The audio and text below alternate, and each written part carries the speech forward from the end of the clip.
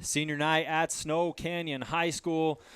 I'd like to welcome you in on ESPN 97.7 Radio as well as CEC TV for your ideal home and paint game of the week since 1975, locally owned and operated by Ray Odette. 2 locations, Ideal Distributors for all your automotive paint on Tabernacle and Ideal Home and Paint, 4096 South River Road. Ideal has that. And they always have that, Jake. We're here for senior night at Snow Canyon High. It's the Panthers and the Warriors gearing up for what should be another Region 10 Classic. This is the Interior Design Center pregame show brought to you, our friends, by Interior Design Center, making your house more of a home. See some of their stylish looks on Instagram or visit interiordesigncenter.com. We talked about it a little bit on Region 10 Live, where we broke down every Region 10 game that you'll be looking at tonight. We're going to talk about it a lot more here. It's the Panthers. It's the Warriors. Two teams trying to find some footing. Snow Canyon has lost their last 2. Pineview has lost 2 of their last 3. The Panthers got off to a hot start. The Warriors have kind of been up and down throughout the year. What are we looking at tonight, Jake? The question I want to know tonight is Snow Canyon going to play up to competition like they did against Desert Hills? I was blown away to see the Warriors really into that game all the way until the final minute. And if they play a game like that where they recognize the team, the roster across from them is probably a little bit better than them, there's extra motivation to try to prove them wrong. I think there's a chance that they play up to the competition tonight. And I also want to see something as well.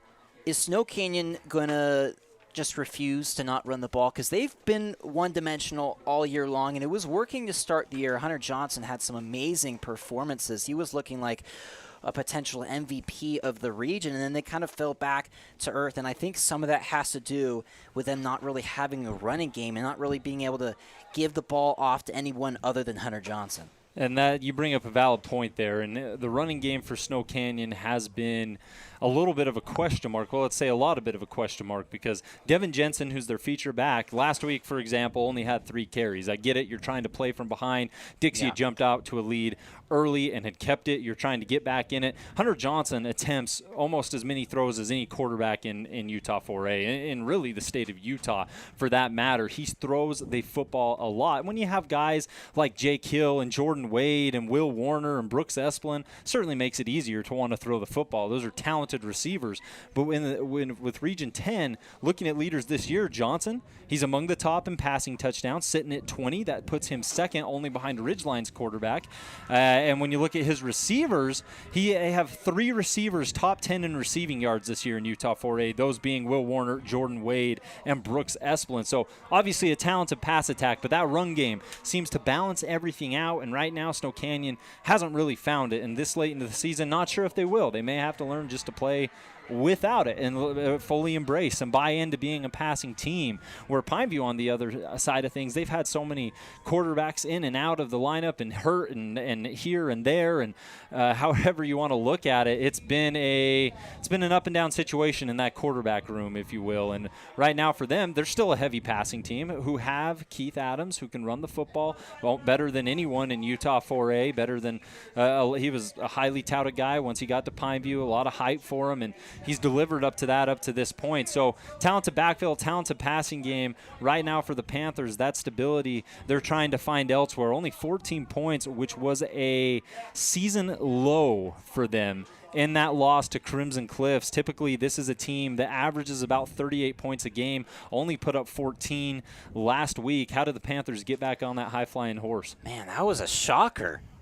How they do it is they give Keith Adams the ball and they get some room for him in the blocking game, and he gets open and breaks a couple ones. Because what do you have, 250 2 weeks ago, and then he follows it up with not even 60 yards. And so you got to get your workhorse back going, and he's going to need to be at least over 100 yards tonight. He's got to be the X factor for the Pineview Panthers. And you know what? Another name that I need to throw out here is Tyson Moten. Yeah. Tyson Moten has a huge role tonight. Both the McKenzie brothers are not expected to play. We know Dom's not going to play. Maybe Marcus will give it a go with a hamstring at some point. But Tyson Moten, he had 113 yards and 8 grabs last week. He'll need a similar box score if the Pineview Panthers want to win, and he'll probably need to find the end zone once or twice tonight. I'd agree with you there. The Warriors coming off a 42-14 defeat against Dixie. Week prior, 35-33 heartbreaker against Desert Hills.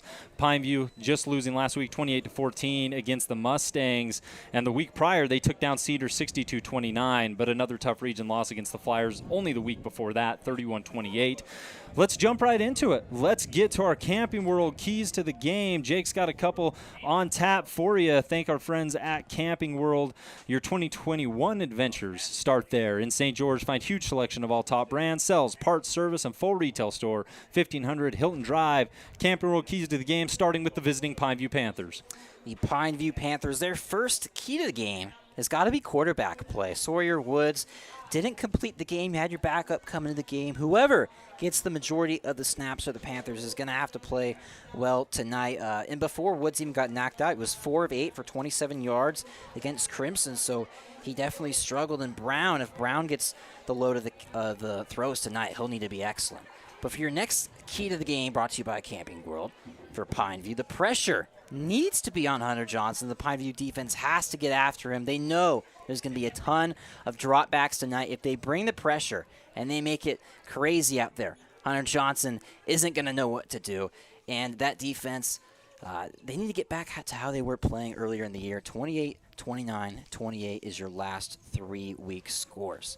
And then Keith Adams needs to be huge tonight for Pineview and control the pace of the game. You don't want to fall behind when your quarterback is still beat up. Then you can't run it as much as you want. Get Keith Adams going early and have him get effective fast. Those are the Camping World keys to the game for the visiting Pineview Panthers. We're going to take a quick 1-minute, 30-second break and be right back with the Camping World's keys to the game for the hometown Warriors.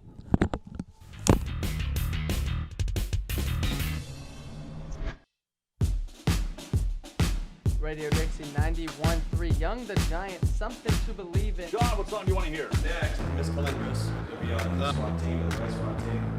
That's a fantastic situation. I should talk to you. I was going to talk to you last time.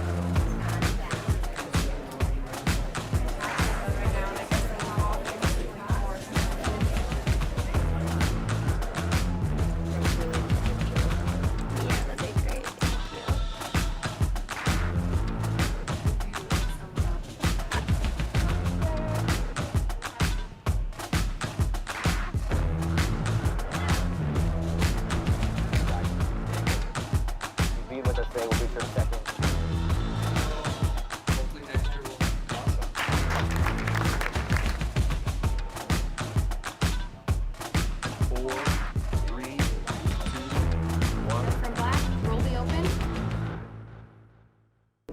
There is a place where young and old make connections. Where kids feel like grown-ups. And grown-ups feel like kids. There is a place where beauty arises in contrast. Where wonder is universal. And laughter second nature. There is a place where friends find a future. Families find each other. And feelings find their home. There is a place. Captains meeting at midfield and that interlocked S&C here at Snow Canyon High. You're listening to the Interior Design Center pregame show. We're going over our Camping World keys to the game. We've talked about the visiting Panthers. Let's talk about the home team Warriors right now. They as well trying to right the ship. Rustin tonight starting off with those Camping World keys to the game for Snow Canyon. The Warriors, if you're not going to run the ball, then you got to get the screen game going. Get your wide receivers going. Get your tight ends going. Get your running backs going, even though you don't use them that much. And try to get them the ball within 1 to 2 seconds. Don't have every single play be like a 4 verticals. This is not Madden. Brooks Esplin, Jordan Wade, and Jake Hill and Will Warner, they got to be huge tonight, man. Got to get the separation on their routes. Help out Hunter Johnson against this Pineview team. I know their defense is hungry, and if they want to have the highest seed possible, potentially maybe even get a bye heading into the playoffs, they're going to need a win. They're going to need an excellent. So those receivers for Snow Canyon are going to have to get separation on the routes. And then special teams. You got to put it all together. It's not just offense, not just defense. You can't play sloppy when you're the underdog. Crimson actually blocked a punt last week against Pineview. So maybe that punt team is still a little weak on their blocking. Maybe they're vulnerable. Maybe that's the way that Snow Canyon can get involved in this one. And they need to pull off that upset. You can't fumble any returns, and you got to hit all your extra points. Hey, you talk about the screen game specifically. Devin Jensen is no stranger to catching the football. 26 receptions this year, 101 yards. Wouldn't surprise me at all if they tried to use number 2 from that spot. On top of that, right there, Jake, you bring up a very, very good point. I'm thinking also with Snow Canyon specifically, they need to find a way out of holes, establish some kind of run with Jensen. I know you said if they don't run, they need to pass, but typically, Drew Bay had a big game against Pineview. It took him a while, 23 carries to get to 90 yards, but Ben Ellis had 100 plus. Maybe it just takes a little bit of patience. Those are your Camping World keys to the game. Jake, give me some Star Mountain. Or some Intermountain. So let's do a Star Watch. There we go. That's what I'm looking for. Star Watch, Intermountain Sports Medicine and Performance. Star Watch tonight. It's got to be Keith Adams. Yeah. Because I think this guy has a very good chance of not only getting 100 yards, maybe he even gets 200 yards tonight if the circumstances are right, if this game is close enough. And Pineview has the ball with the lead in the second half. It could very well happen. I'm not sure if Snow Canyon, when I look across at the guys they have over there, I'm not sure if many of these guys can bring down Keith Adams. He's huge, and I'll tell you what, if that Pineview offensive line is rolling and they're getting a good push, led by Pete, Big Pete Falanico. Watch how Adams is going to take it crazy tonight. I'd agree. Keith Adams' last game specifically, 12 carries, 56 yards, 7 receptions, 38 yards on the season. Adams has 105 carries, 639 yards, 91 yards per game is the total you're looking at there with 10 touchdowns. Not to mention he does have 3 receiving touchdowns on 15 receptions this year. So Adams a big key component. He's who we're going to be looking at for our Intermountain Sports Medicine and Performance Star Watch. And then on the Snow Canyon side of the ball, we've highlighted their receivers. We've highlighted Hunter Johnson. We know they need a run game. Who's your final pick? My final pick has got to be Hunter Johnson. Game earlier this year, he had 7 total touchdowns. Rustin, that's insane. If he has anything like that tonight, the Warriors will be rolling. If anyone on this squad is going to step up and be the Star Watch player for them, it's obviously Hunter Johnson. This team rolls as far as Hunter goes. It does, and we've seen that in multiple games. We saw that against Crimson Cliffs when Johnson was pressured all night long, and they ended up dropping that one. We saw that against Cedar where the Warriors rolled all night. We're gearing up for kickoff. Pineview will be kicking to Snow Canyon. And we'll get you some Sky Mountain Golf Course starting lineups here in a second when we see the Warriors trot out offensively. Getting ready to send this one away for Pineview. Out there is number 99. That's Austin Cogan, place kicker. This one's up, and we are playing football here at Snow Canyon High. Into the end zone it goes, and the Warriors will start on the 20-yard line. Let's bring you some Sky Mountain Golf Course starting lineups. Hit it to the sky at the beautiful Sky Mountain Golf Course in Hurricane. Schedule a tee time tomorrow, 435-635-7888. I want to thank you for joining us here on ESPN 97.7, CEC TV, bringing you fantastic coverage. There's number 18, wearing black, gold helmet, green trim on the numbers. That's Hunter Johnson. This season, he's amongst the leaders in passing yards, passing touchdowns. Whatever a quarterback needs to do, he does often. Behind him is big number 2, Devin Jensen, sporting the pink gloves, the pink cleats tonight. Is Breast Cancer Awareness Month. We're going to see a lot of that pink. Johnson in the gun, takes the snap. He's going to put it right into the gut of Jensen, and he's going to rumble forward for a little bit there before being brought to the turf. And I think that's a good call, starting out the game with a run. You know Hunter Johnson's going to have a lot of passing attempts tonight, and he's used to that all season long, but you got to try to get the run game going at least. Hadn't had success with that all year, but it's worth a shot on 1st and 10. And bringing him down, it was Jeffrey Taloa, one of the biggest factors of this Pineview defense on the year. He's a leader when it comes to tackles, 34 tackles on the season for big number 57. Warriors reset here, 2nd down. Johnson looks to his left, looks to his right, arms swinging. He'll lift him, take the snap. He looks, pump fakes once, gets it out to the side, and a little too far in front of his man. That's going to fall incomplete, and Snow Canyon facing a 3rd down here on their first drive of the game. Johnson had his man open on that out route. You teach quarterbacks all the time, if you're going to throw the out route, it cannot be late and behind. That one, he threw it kind of the other way out in front of him. That's where you want it to be, but still just a little too tough of a throw. Third down, let's see what Pineview dials up in terms of pressure. This Panther defense this year has had its highs, had its lows. Typically, they give up about 22 points per game. Here's Johnson. He's going to look to pass, has to step up, gets a block from Jensen down the right sideline. He's got the Fabulous Freddy's first down and more. Snow Canyon will move the chains. Hunter Johnson, no stranger to taking off. And Hunter Johnson decided not to run out of bounds, and he took the price. Hunter Johnson's still down on the field right now. Johnson is the type of quarterback who will initiate contact himself. Anytime he's given the chance. You don't see him slide. You don't see him step out.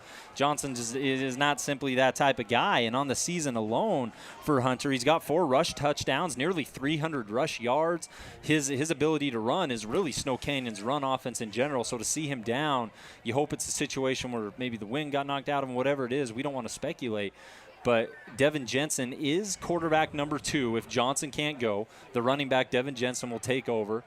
As 18 gets to his feet and walks back to the huddle, we get a good look at it right here, Jake. I think he got hit in the ribs. Yeah. Who? Yep. Yeah, I'm bringing him down to the turf. That was Benjamin Beckstrom. Solid tackle, form tackle. So Warriors have a Fabulous Freddy's first down. And into the game right now, I apologize, it will not be Devin Jensen. It'll be Talon Kelly, who actually threw a touchdown pass on this against Dixie last week at Dixie High. He's going to do a quick play action, get it to Brooks Esplin, who has a handful of yards, but I see a yellow flag over on the sideline. I'm curious to see what this penalty is going to be.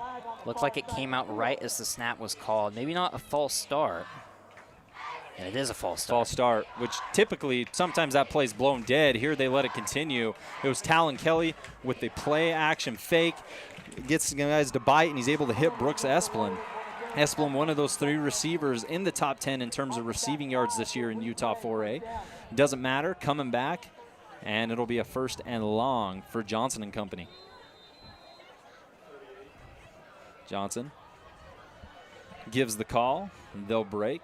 And up to the line on the right side, you got number 8, Jordan Wade. Jake Hill, Jordan Wade. One wears 6, one wears 8. Could be easy to get him confused sometimes. 6 and 8 look a whole awful lot on these jerseys, Jake. Keep an eye out for that. Here's Johnson with the snap.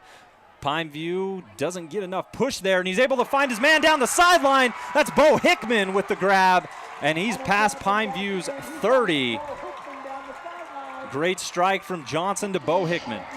And that's what you need. Try to get things going earlier. Got to pull off the upset here if you're the Warriors, and finding the man right along the sideline. Kept it in bounds, cut off field, and got some yak yards too. It was an interesting defensive spot because you had Collison, who was there, as well as Fordham, and both were trailing behind Hickman. He was just able to split through the 2 defenders and make that grab. So the Warriors now into Pineview territory. No running back in the backfield. 3 receivers to the left, 2 to the right. You'd expect probably pass or quarterback draw here. Instead, they're going to swing it out to the left side. And an absolute solid hit. That's a get-floored big hit from Taloa. That was a really big hit. I'll tell you what, maybe they run that play again, but the receiver drops back to throw it, because it looked like that throw was actually a backward pass. Maybe somewhere in that playbook there's another option for a receiver pass. That was Nowatzki, wears number 11. Has a couple grabs this year. 2nd down now after the pickup. Looks like a pickup of about 5. Warriors will bring a running back into the backfield. That is number 10, Devin Jensen. Sometimes you see Rockwell Jones back there. Sometimes you see Drake Kelly. Jensen will block as Johnson throws out to the left side. Pass is caught and completed.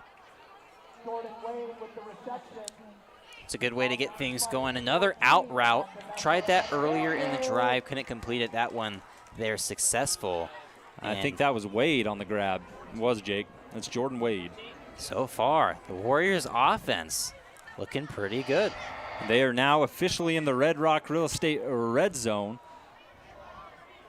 friends over there at Red Rock Real Estate. They'll let you know what your home's worth, but right now, Snow Canyon at home looking to draw first blood. Johnson fakes the give. He's going to swing it out to Mendenhall, and Mendenhall loses that football. They're going to say before he had possession, though, it's incomplete. You know, say that ball stays in bounds. I think that's a backwards pass. And with him bobbling like that, that could have easily been Pineview's football. I'd say you're probably right there. Based on our replay, courtesy of CEC TV, Mendenhall tries to control it. Seemed for a moment as if he had it, and then it goes off his knee out of bounds. Second down and 10. Warriors threatening. They had a third down early on in the drive that threatened to send them away with a 3-and-out. They fought, picked up the first down. Big completion to Hickman. Has Snow Canyon where they're at now. 2nd and 10. Johnson in the gun, Jensen behind him. They will give it to number 2 wearing the pink cleats, and he's going to be stood up and driven backwards by multiple Pineview Panthers. In on the action there was number 6, Christian Pilame, and who's the other?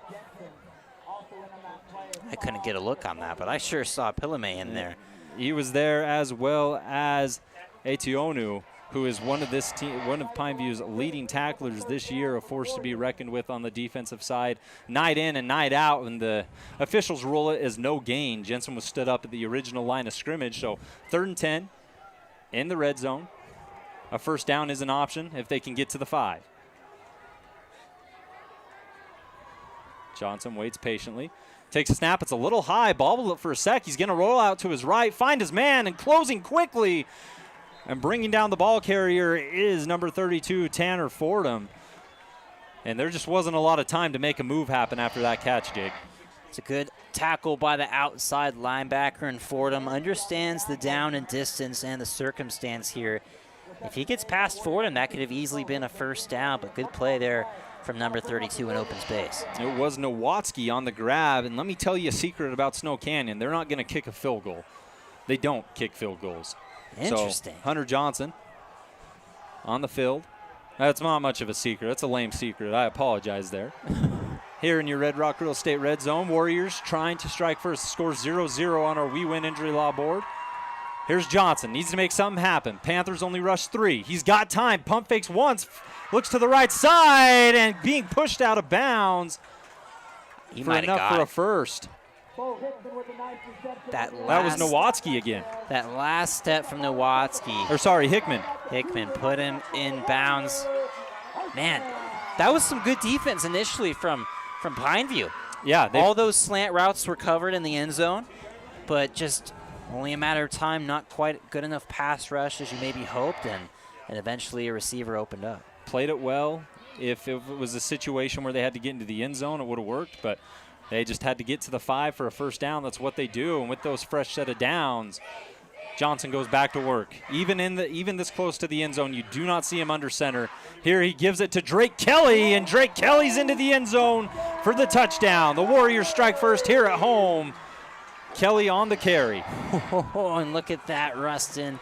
The dust cloud of color got thrown up by these Warrior fans. Their hype, the cheerleaders are cheering, and the Snow Canyon Warriors find the end zone first. And some great blocking up front from Tag Gubler as well as Abe Gardner to get Kelly able to cut to the left side and into the end zone. And for Drake Kelly on the year, you don't see him carry the football a whole awful lot. In fact, that's his first rushing touchdown of the season, his 13th carry. The extra point brought to you by Simply Wisdom Teeth is up and through. It is good. Snow Canyon leads 7-0. We'll be right back after this 45-second timeout.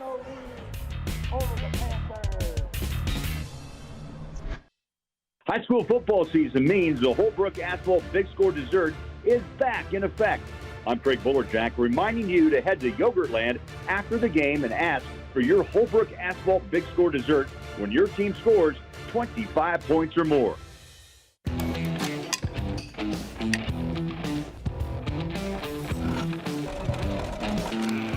have a backpack. 请所有的同学回到座位哈。3、 Kevin, get our print curve here. And there's the bottom. This one have more water? Can you tell me why? Careful.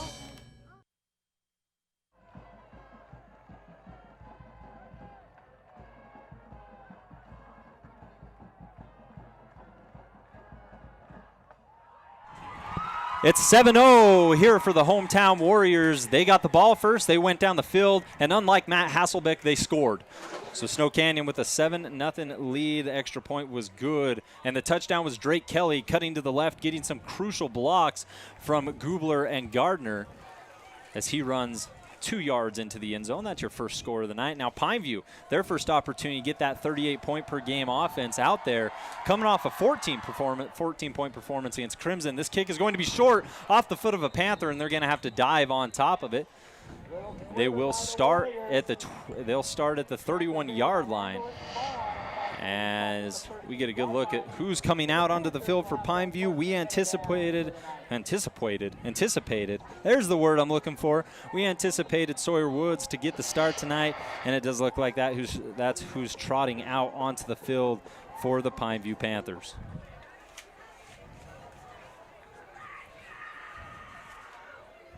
Woods in the gun. He's going to give it to number 1. That's Keith Adams. Adams with a little bit of a shake will push forward. And to watch Keith Adams run the football is a special treat. Already on that first play, Rustin, before Keith Adams even crosses the line of scrimmage, almost all of his linemen are 2 yards downfield.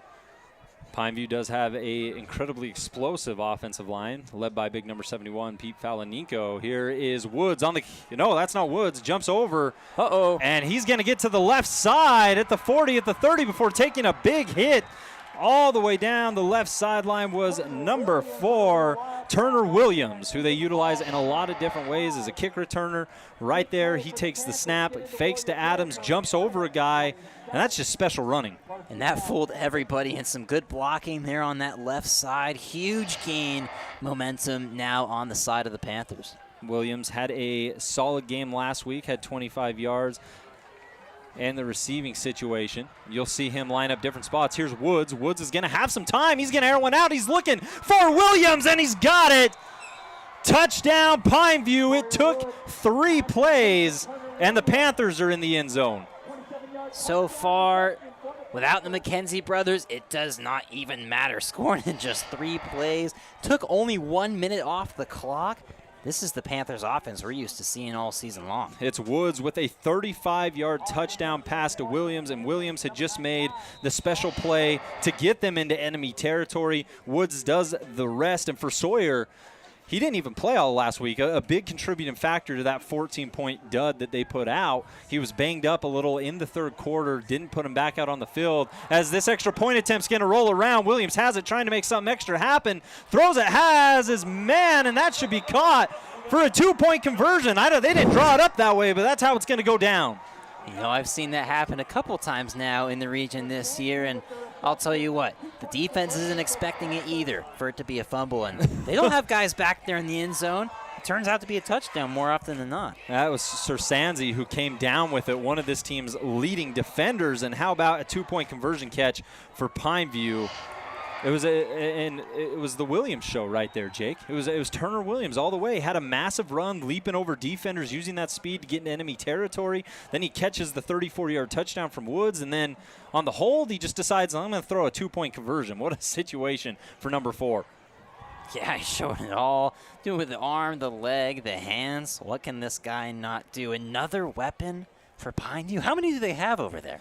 They have a handful, and they've certainly needed all of them this year. It's been an up-and-down season in terms of what talent Pineview has out on the field, at what time. They have to rely on some guys to step up in certain situations, and tonight so far, that guy's number 4. We said the Star Watch was on Keith Adams. Well, let's keep our eye on Turner Williams the rest of the night, huh? Oh, yeah, lots of guys you can look out for on either squad. So now it took 3 plays for Pineview to find pay dirt. Snow Canyon's been in this situation. They scored on their first drive against Dixie last week, did not score the rest of the game. Same thing happened against Crimson Cliffs. Really good on that opening drive, but once teams are able to make adjustments, that's where they can get them. So I'm anxious to see what Snow Canyon will do here. Here's Will Warner, one of the more dangerous return men in all of Region 10. Shakes off one Panther, and then he's going to be hit right around the 25, pushes forward up to maybe about the 28. Solid effort there from Will Warner. Yeah, good job there from the receiving team. Recognizing once your returner gets stood up, have everybody get behind him and push the pile forward. You'll take every extra yard you can get. And here's your first Hearst Ace Hardware Region 10 update. It is Desert Hills with a quick 7-0 lead on the road against the Reds. Some teams start slow there. In the case of Desert Hills, not tonight. They're up 7-0 in Iron County. Here's Johnson. 3 men with their hand in the ground right now for Pineview. Johnson with the snap. He's going to give it. This is Drake Kelly on the carry. Had that running touchdown their last drive. His first carry of the game ended up in a touchdown. And for Snow Canyon, they utilize different guys. You have Devin Jensen, you have Drake Kelly, you have Rockwell Jones, and right now Kelly in the game. I called one game this year where they literally used a different running back every quarter. Wow. So it's a situation where whoever they feels right for the moment, and right now Kelly after the touchdown getting the snaps over Jensen. 2 receivers to the right, 2 to the left for Snow Canyon. Second down after a 2-yard pickup. Johnson, arms hang off to the side, looks around, takes the snap. Pineview bringing a little bit of pressure. Johnson's going to let it fly and overthrows everybody on the left sideline, incomplete, bringing up 3rd down. What did you see there, Jake? I think once he saw that safety came over, he added an extra oomph to that ball because he recognizes that would be a dangerous ball to throw. Kind of threw that 10 yards away from anybody. I wouldn't expect Hunter Johnson to have actually expected that ball to reach his receiver. And Johnson's only thrown 10 picks this year. 20 touchdowns to 10 picks, solid ratio. Not often does he try to force things except for when there's a good chunk of pressure. Pineview brought someone, maybe made him hurry that up. A little quicker than he wanted to. 3rd down, Johnson wants to make something happen. He's going to roll to his right, has Nowatzki on the grab, and it's going to be close. I think they're going to give it to him. I think that's not a very great spot if you're a Panthers fan. I think we'll have to get a replay on this. Oh, I think courtesy of CCTV, we can. I think the receiver stepped out of bounds a little bit before the spot. We'll see. Maybe got that last foot down. Becker pushed him out of bounds. And from where it appeared, either way, it would have been 4th and very short. And they would have gone for they probably would have went for it. Whatever it is, Snow Canyon with Fabulous Freddy's first down. And Johnson will continue. We've talked about it. The Warriors can score on their first drive. They've had struggles since then. Let's see what they can do here. Johnson's going to keep it himself and slide forward. Took a really solid hit earlier in the game. That time avoids it. Picks up a handful of yards. Yeah, good job, Hunter. Get to the ground on those runs. When you see plenty of white jerseys in front of you, you pretty much are this team on offense, and your health is very valuable. I'm sure all the Warriors had their breath held on that first play when Hunter couldn't get up. Good to see him go down on that. And Johnson is this team's run game for the most part. Leads the team in rushing this year. Number 18 does. He's got 293 rush yards. After tonight, he's above that 300 mark. Johnson on the play action. He'll swing one out. It's a little high. Doesn't matter. Will Warner catches it, spins. He's still on his feet. And finally, Pineview will bring him down. He fought real hard. It wasn't for much extra yards, but he certainly stayed up for a little while. That's number 14, Will Warner. And I'll tell you what, Will Warner's teammates noticed that. He didn't get really any extra yards, but the fight there is definitely prevalent, and all his teammates are going to notice that and say, hey, we got to fight just like that. And that catch was spectacular in its own right. It was at a high point, was able to shake out of the tackle of Ian Becker before finally being wrapped up. So the Warriors on the move. They're into Pineview territory. 8-7 is the score. Visiting Panthers on top. 2 minutes, 40 seconds on your Nets on Fire clock here in the first quarter. Warriors ate up a lot of time on their first drive, doing it again. Panthers only took 3 plays. So 2 stories here as Johnson throws to the middle of the field. That ball is going to fall incomplete. Terrific coverage from Pineview. That was number 10 in on there making another play for the Panthers, Benjamin Beckstrom. He's going to set up a 2nd and 10. Already down 1 point with the 2-point conversion. Curious to see, does Snow Canyon potentially go for 2 here? What do they do if they get to the end zone with the Panthers going up 8? It's always kind of a conversation in the back of the coach's head when you have a team that likes to go for extra 2 like that. What do you do when you score next? It's funny because 1 point doesn't ever seem to make much of a difference, but in the end, it's always that 1 point that comes back to get you. So right now, Warriors focused on getting it there, barely into Pineview territory. Johnson will give it to Kelly, and Kelly has nowhere to go. Pineview's defensive line by Taloa getting it done. Other than that touchdown run, it's just been all white jerseys for the run game. No gain, no gain, no gain. That's been the story kind of all season for the Warriors, and so far that's what it's looking like tonight. And in this spot of the field, Snow Canyon is no stranger to potentially taking a shot. They have Esplin on the end. He's got speed. Obviously, Wade, Jake Hill. Snow Canyon has one of the more talented group of receivers in Region 10. So don't be surprised if you see Johnson maybe take a shot here. It's 3rd and 10. They finally move that over there on the chain gang. Johnson's going to drop, has the running back stay as a blocker. He's got plenty of time. Pump fakes, doesn't like it. Time running out. He has to step up, slips through one tackle, and he's going to get there. That's a first down for Snow Canyon. Hunter Johnson had, what would you say, 4 or 5 seconds in the pocket, decided he wasn't going to force anything. It collapsed, and he had to go. As Devin Dixon always says, expect the unexpected in Region 10. That looked like a sack. That looked like it was going to be a potential pick if Hunter actually threw that. And he took off, getting chased from behind, and found the corner and barely got it.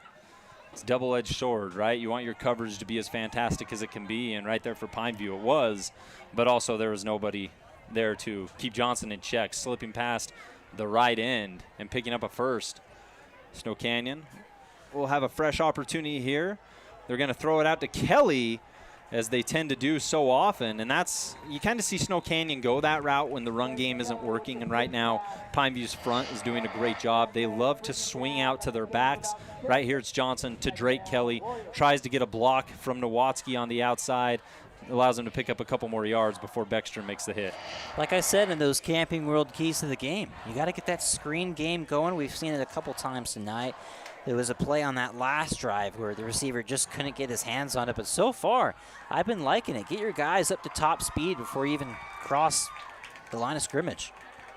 And it works a lot. Kelly and Jensen and Jones, all running backs who can move with a little bit of open room. And Jensen, who's in the game, rolls to his left. Here it is again. He's going to get a screen on the left side, and it's going to be enough for another first down. Snow Canyon not picking up massive yards right now, but it's slowly but surely as Devin Jensen rumbles forward. And they're doing that, and they're controlling its time of possession. That's a good block. I don't quite see the number on that. That's Brooks Esplin throwing that block. Brooks Esplin. So always necessary for your slot, for your X or your B receiver out there to pick up a good block on those screens, and they're done so perfectly. There's a lot of receivers in Region 10 who take great pride in their ability to block. Esplin, obviously one of those guys. And the first quarter is going to run out here. Nets on fire. Clock shows 4, 3, 2, 1. It's 8-7 in favor of the visiting Panthers, but the Warriors on the drive. We'll take a 45-second timeout. Be right back with more Region 10 football.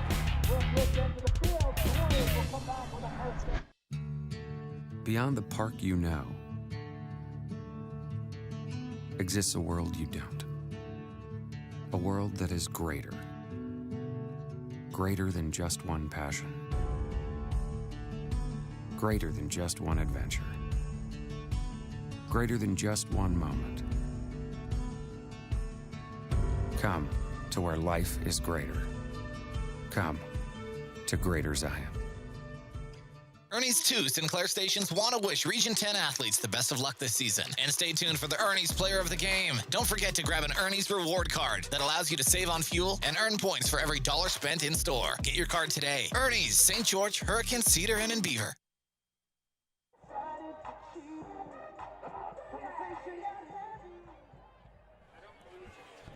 Second quarter action coming at you from Snow Canyon High School. Been treated to a great game so far, and despite the score being as close as it is, 8-7 in favor of the visiting Panthers, we've seen two different styles of football. Snow Canyon's taking their time getting down the field. Pineview scored in 3 plays, so Warriors on their second possession. Second drive, let's go with that. Johnson's going to give it to Esplin on a little jet sweep. Esplin makes a guy miss, and he's going to turn on the afterburners into the end zone with a jump, hop, skip, step, whatever you want to call it. Esplin's in. Brooks Esplin, what a run there. Found the hole, ended up cutting back to where he came from. And, you know, as he was crossing the goal line, kind of took back, took a look back to say, hey, Panthers, where are you at? I don't see you anywhere. I'm just going to find the end zone right here. Touchdown Warriors. Good catch there. Esplin definitely with a little bit of a, yeah, I'm slippery look as he squirts in there. You know, that's perfect. That's not too much. That's just enough to, like, kind of rub it in a little bit but not get a flag call. Number 22, Esplin's a competitor from the cornerback spot right there on the jet sweep. He gets it in, and just like that, Warriors back on top, regaining home field advantage. We'll be back after 30 seconds.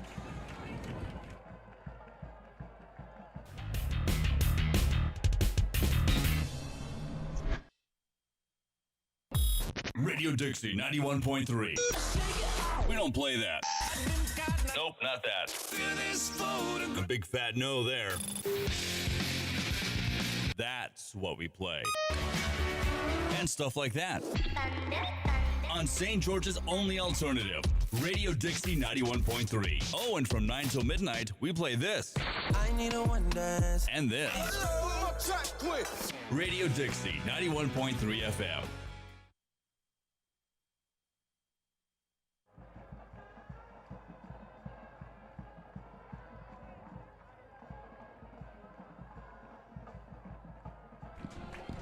Back at Snow Canyon High, it's the Warriors who just jumped back on top. Brooks Esplin slipping through the Pineview defense and into the end zone off a jet sweep. He's got the speed, he's got the ability, and he certainly showed it there.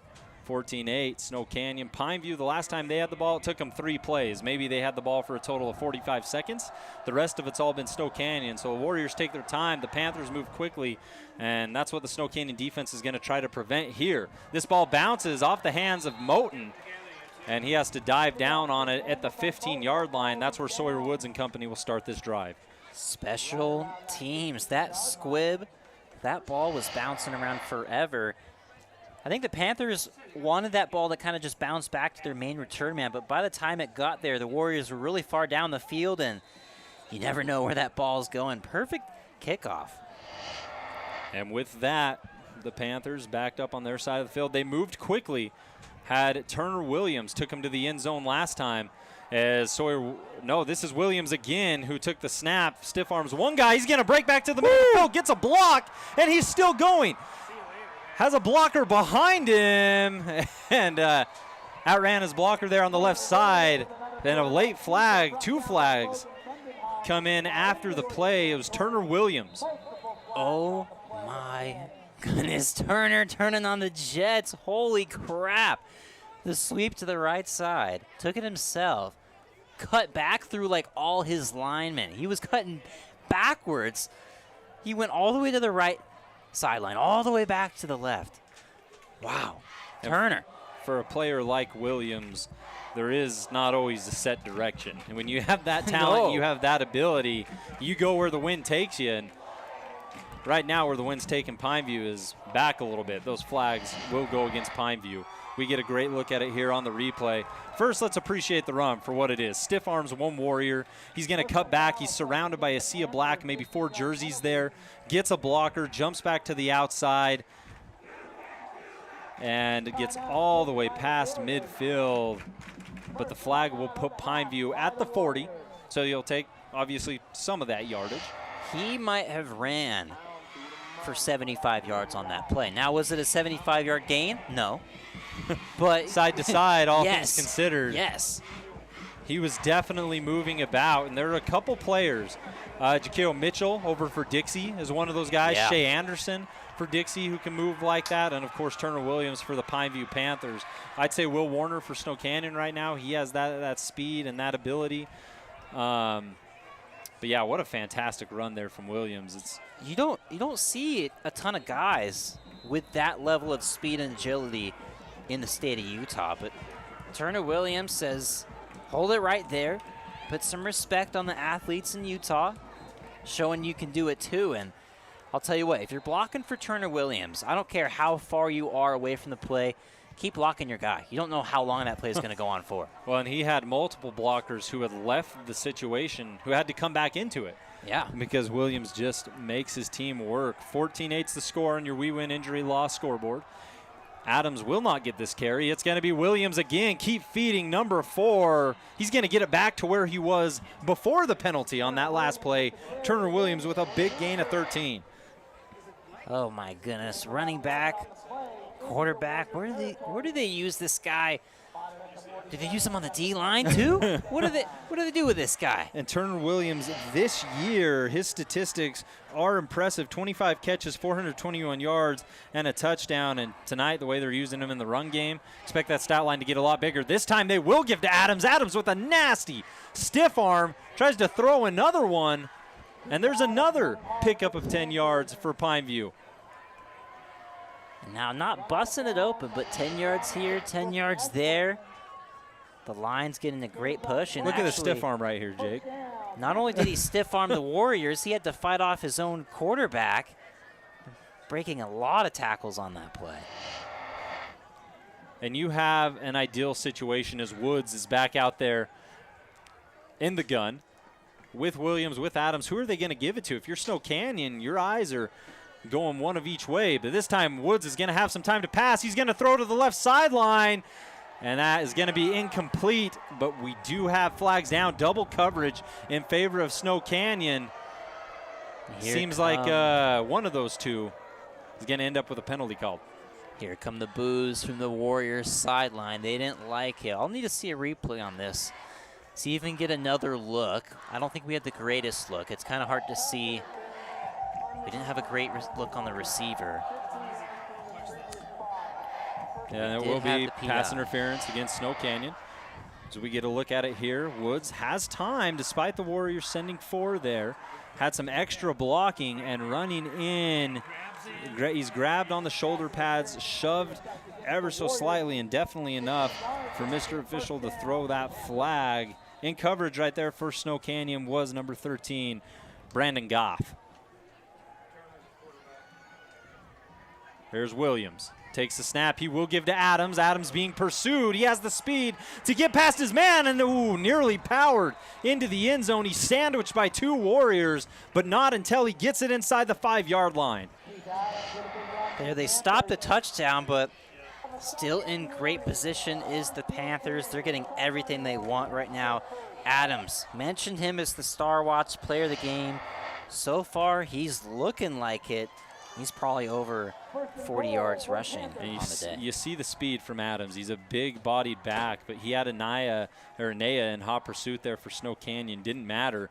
Burned right past him and then took a hit from Goff before Rockwell Jones brought him down. And the run game's been working so good right now for Pineview, but you still have Woods there at the quarterback spot. He will give it to Adams. And Adams should be in. He is. Touchdown, Pineview. First touchdown of the game for big number 1, Keith Adams.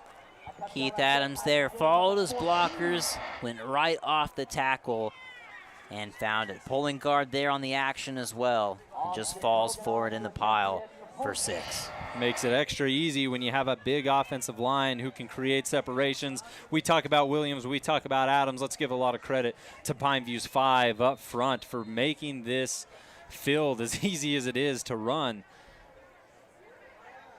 And an opportunity to take the lead here, the extra point. This one will not be botched. It's up and through, making it 15-14. Pineview will be back after this 45-second timeout.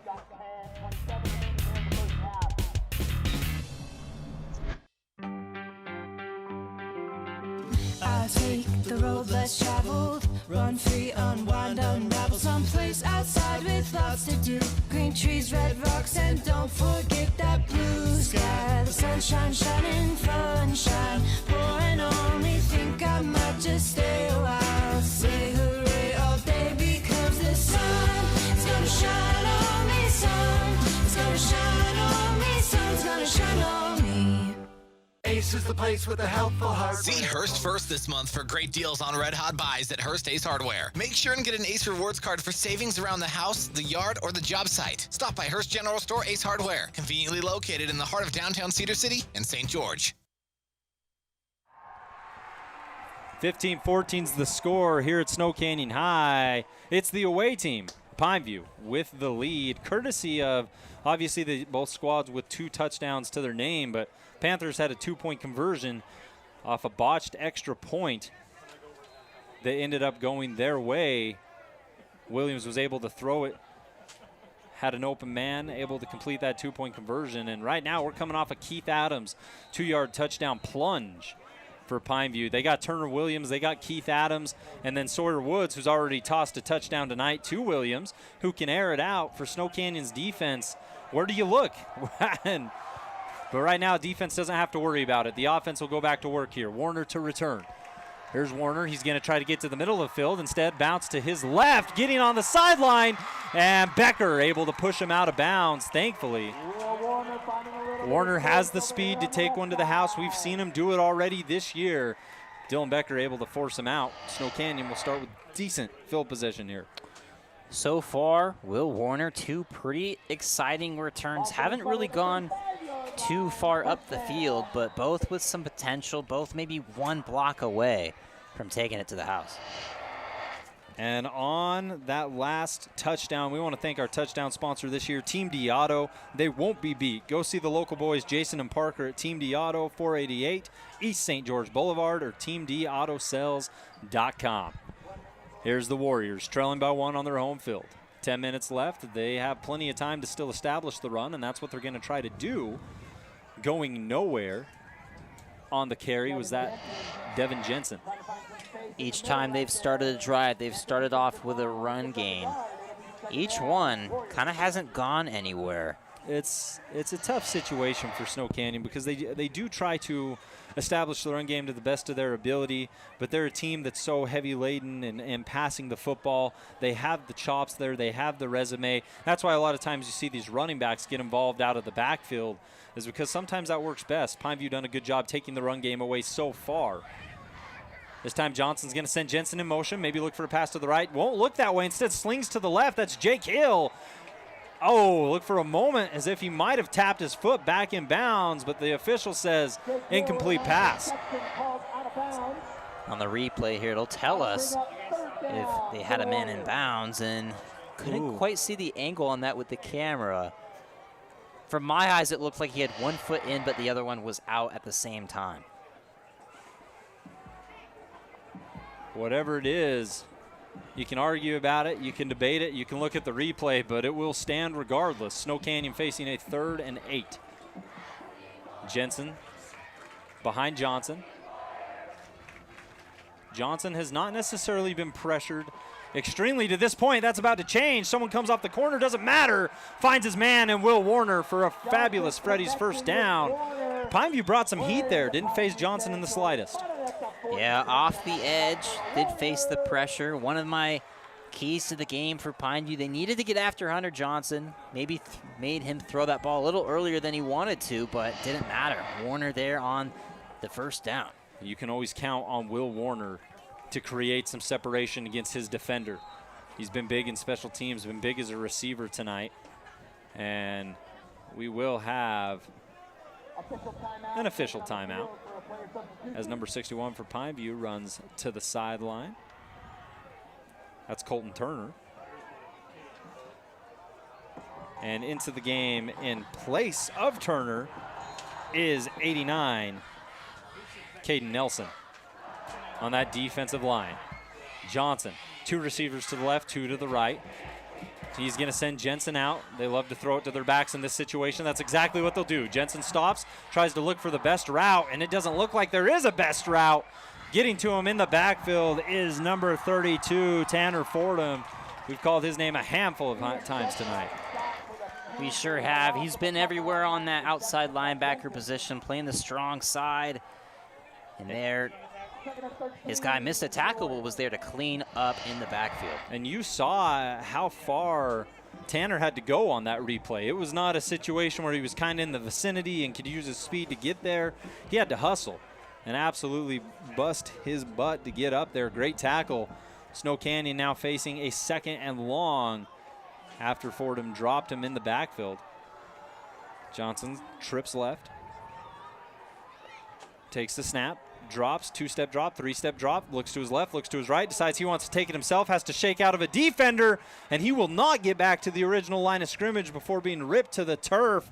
Give that sack to number 73, Camden Smith. No, I think Hunter, looking back on this play, if he was watching on film, I think he would agree that's a ball that you got to just chuck out of bounds. Get it towards the receiver so you don't get a penalty, but stepping up in the pocket, that's nice. You only lose 1 yard on the sack when you could have lost 8, but I think in that situation, just try to throw the ball away. And to do my due diligence here, I'm not even sure if that was actually a sack. The last play, they lost about 3 yards. He might have gained one there. Still didn't get back to the original line of scrimmage. I don't think they'll give Camden the sack there. Whatever it was, though, great defensive play from Pineview to bring up 3rd down for Snow Canyon right around midfield. And we do have a timeout, Snow Canyon. We'll go ahead and take it with them. Just a quick 30-second timeout. Timeouts brought to you by our good friends over at Scott Gibson Intercap Lending. 30-second break. We'll be right back. Yeah, Sam, Elmo. Oh, hey, Julia. Are you ready to play band with us? I'm going to play my clarinet. And Elmo's going to play his drum. Drum loud. Oh, well, you know what to do, Julia. Julia knows. With Julia's autism, loud sounds can be too much. But she still loves to make music. Play band. Early screening for autism can make a lifetime of difference. Find out more at screenforautism.org. Back from our timeout, it's Scott Gibson Intercap Lending who brings those to you this year. They've been bringing them all season long. They don't mask their rates or fees. See how much the Scott Gibson team can save you today. Give them a call. Text them 435-619-8080. Scott Gibson Intercap Lending. And after that timeout, it's the Warriors who face a 3rd and 11. We know they can go deep. They've already converted a couple first downs on this drive. They've been relatively proficient on 3rd down. We have not seen Snow Canyon punt the ball away yet. They've scored on both drives they've had. Pineview trying to change that up. Here's Johnson.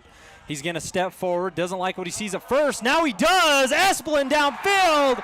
Touchdown, Snow Canyon. His 2nd of the ball game. Number 22, Brooks Esplin.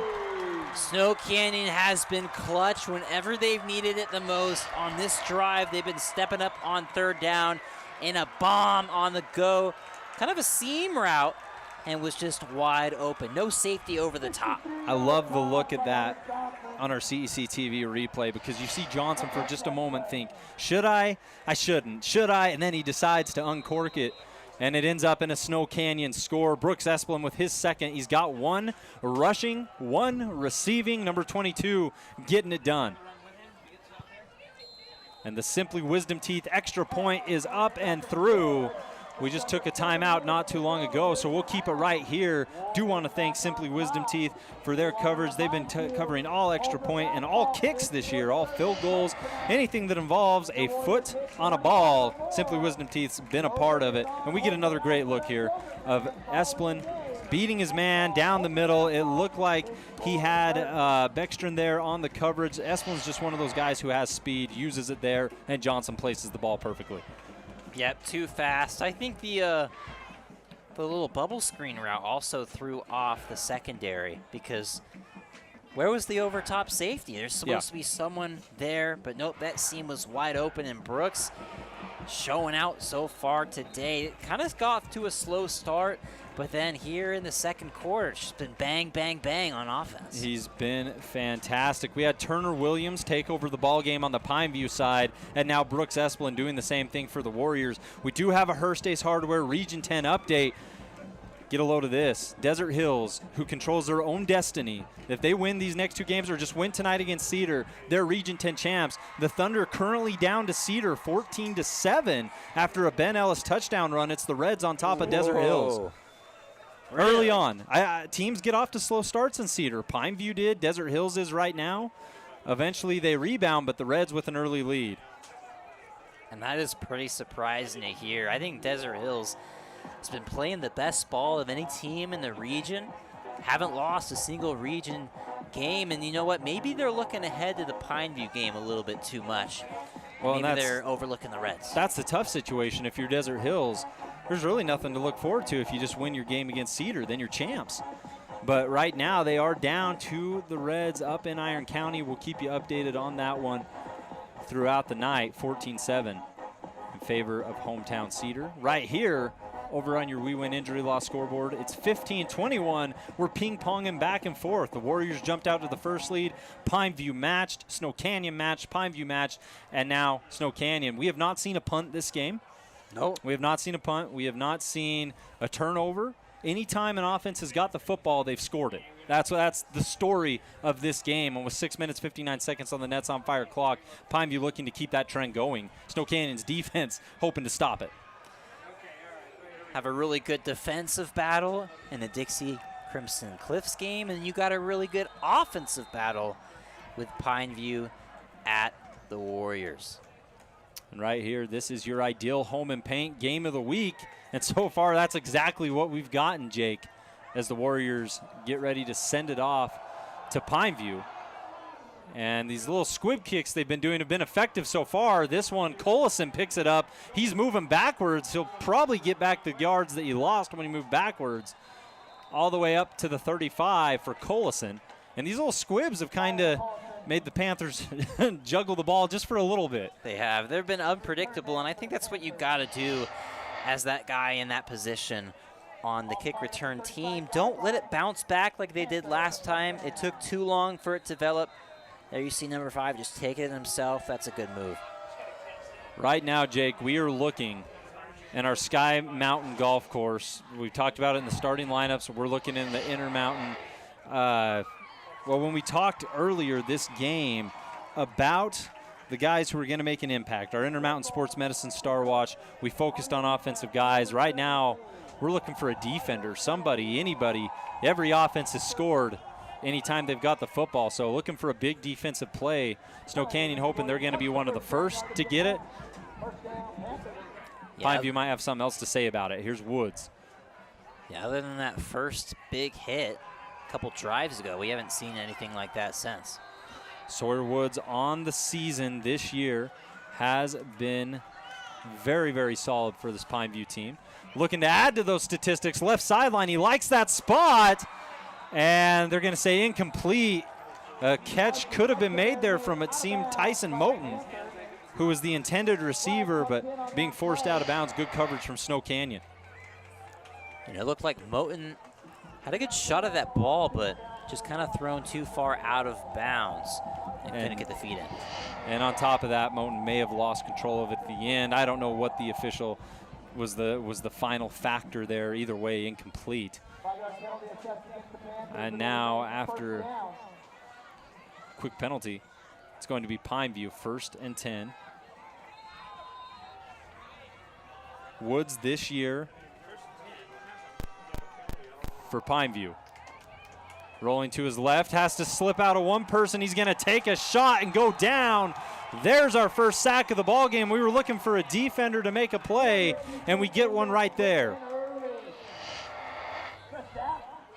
Woods has to slip initially out of a tackle from Jordan Wade, and then Will Warner comes in and cleans it up, bringing down the Pineview quarterback, making it 2nd and long. Will Warner getting it done on both sides, picking up the sack. That's a good momentum play, putting Pineview at 2nd and forever. Great momentum play. Let's see how they respond. They respond with Turner Williams, who's been going at it all night, gets back to the original line of scrimmage and then some. They like to throw him in at that quarterback spot and say, choose. You want to guard Williams, you want to guard Adams. And this time it's Williams who keeps it. Pick your poison with that one, Rustin. It's definitely a pick your poison type situation if you're Snow Canyon's defense. But now we're looking for the first defensive stop of the night. Snow Canyon, 3rd and 10. Both teams have been incredibly effective on 3rd downs. It's Williams in the gun. He'll give it to Adams. Adams is met by Kennedy, and then multiple Warriors come in to clean it up, but Kyle Kennedy was not fooled on the play. The Warriors were ready for that one, certainly. Maybe that's one that you got to pull and not hand off. Kind of looked like the defense was all waiting for Adams there. But regardless, good play call defensively from the Warriors, being ready for a run even on 3rd and 11. And our first punt of the ball game comes with 4 minutes, 53 seconds and counting on your Nets on Fire clock. Snow Canyon will have one more opportunity to try to add to this lead before half. They currently lead 21-15. Here's the punt, up, end over end. And it's going to be a high floating punt that's going to hit right around the 32 and roll down to about the 27. That's where Snow Canyon will start. The Warrior defense just got their first stop of the ball game. Now Pineview's defense probably wanting to do the same. What do they got to do to get that done here, Jake? Man, there's a lot they got to do. Snow Canyon's offense has been looking really good. They got to try to track down these playmakers. So far, Hunter Johnson getting what he wants. Not a lot of success in the run game, but tell you what, has not mattered. No. Proving me wrong. You could be one-dimensional and still win a lot of games. Hey, one-dimensional is fine if you're really, really good at it, right? Yeah. I'd rather be great at one thing, one-dimensional, instead of mediocre at two things. True. So a situation where Snow Canyon's been effective at passing the football. Johnson in the gun. Looks like that's Drake Kelly, who's behind him. Kelly will get the carry. And the Warriors will test the run game here and there. Nothing too, or sorry, that might have been Rockwell Jones. That's Rockwell Jones on the carry. His first carry of the game, his first minutes at running back. He's an absolute stud on the defensive side. You'll get to see him on the offensive for a little bit. I actually do know what you do, Rustin. You put only 5 in the box and you dare him to beat you with the legs. Yeah. You dare him to beat you with the legs because we're seeing if Hunter Johnson has enough time, he'll find his men, I said, in those keys of the game. You got to put pressure on Hunter Johnson. He's used to dropping back 40 times a game, it seems, and so far, lots of success early on and hasn't really had a ton of pressure. There have been multiple instances tonight where Johnson has had a ton of time. We have a timeout on the field. We'll take it with him. Scott Gibson, Intercap Lending, 30-second timeout.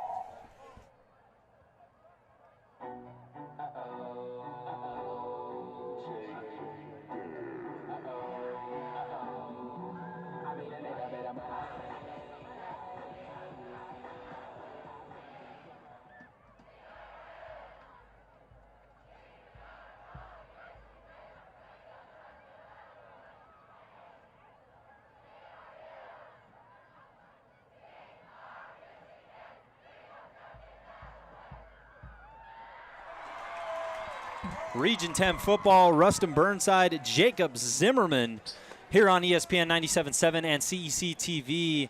If you're just locking us in for the night, typically you'd hear Devin Dixon, Andy Thompson among those. Tonight we're the fill-ins, and we're doing our absolute darndest. So if we do something wrong, blame Jacob. Yeah, blame me. But Rustin, it's good to be on a call with you. This is my first call with you, and it's been a long time in the making, man. I'm glad to have you here. There is not a lot of things I enjoy more than sports. And Region 10, since I moved to this area, I'm traditionally from the Wyoming area, I've been introduced to a whole new type of athlete, and it's been fun to watch. Speaking of athletes, here on the side, it's Will Warner. He's going to be tackled right around that neck area. Not enough to draw any penalty. Always interesting to see those tackles go down, though. The replay will tell us where he got grabbed. No, it was in the front, so that's legal. That's legal. Absolutely good. It looked a lot worse than it was. There are plays in football that look a lot worse than they actually are. That was one of them. So after a pickup of what appears to be about 5, we're going to have third down. Let's say 4. Drake Kelly or Rockwell Jones had a carry for about maybe 1 yard. Back in the game at the running back spot is Kelly. Jones was only on for 1 snap. Here's Johnson. Johnson decides to hold it with one hand, tucks it himself, has the fabulous phrase, first down and more. He's going to get to the middle of the field, shakes off one Panther all the way into enemy territory. It's Hunter Johnson. Hunter Johnson not only picked up the first down, had an extra cut in there as well, back towards midfield, and picked up a good 20 yards on that one. You see the replay, steps up in the pocket, plenty of room, makes a move on the linebacker and is fighting for every yard. I remember what you said at the beginning of this game. Hunter's not going to slide. He's not going to run out of bounds. He's going to try to break as many tackles as he can, and we saw it on that play. You will not see Johnson go down easy, especially in a key situation like this. The 4-4 Warriors against the 5-2 Panthers. Both teams looking for some stability. We've seen both teams perform well offensively tonight as Johnson slings another one. His receiver's still on his feet. There's a flag as he tries to cut across the field. He'll do so. He has some blockers for extra yards. And finally out of bounds at about the 17. It's going to depend a lot on what this flag is over here. Where the ball was initially caught and Will Warner was going to work, there was a flag. My goodness, Will Warner. How many guys can you make miss? There must have been 6 white jerseys all right next to Warner when he caught that ball. And nope, he squirmished away. And we've seen a lot of plays so far. Guys in open space running backwards to actually get more yards going forward. And we've seen some really entertaining plays going side to side. I sure love those. And what the penalty was, it was a face mask against Pineview. Let's watch Warner here go to work on that right side. 1, 2, 3, 4. Panthers in the vicinity, and even with the little pull of the mask, he still breaks to the left side. We talked about Turner Williams and how some guys don't have a set route. It's do whatever's best because you got the speed and you got the ability. We certainly see it right there for Will Warner. And they certainly are mimicking each other, both of them. Some electrifying athletes as we get a timeout right here. We're going to keep it right here. Thank one of our sponsors. Thanks for locking us in, loading us up on ESPN 97.7 and CEC TV. Rustin Burnside, Jacob Zimmerman bringing you the action. It's the Hometown Warriors with a 21-15 lead on our We Win injury loss scoreboard. Now let's talk about We Win. They will fight for you, period. If you've been injured in an accident, we will win and we will fight. Go check out our friends at We Win Injury Law, formerly One Law. They've been a sponsor, Region 9, Region 10 athletics for quite some time, as the Warriors will come out of the timeout looking to strike one more time before half and go up with a double-digit lead. Remember, Snow Canyon doesn't kick field goals. It's touchdown or bust right now for the Warriors. So if you're sitting there thinking, well, worst-case scenario, they have 3 points, that's going to be 7 points or it's going to be 0. Man, and you could have the opportunity to go up 9 if you chose the field goal. Telling you right now, it won't happen. They're confident in their ability to get in the end zone. Johnson fakes it to the running back. It's batted down. Excellent awareness from Pineview. That's number 7 getting his mitts on the ball. Ian Becker, Dylan Becker. 2 very talented defenders in Utah 4A, and that time it's Ian jumping high.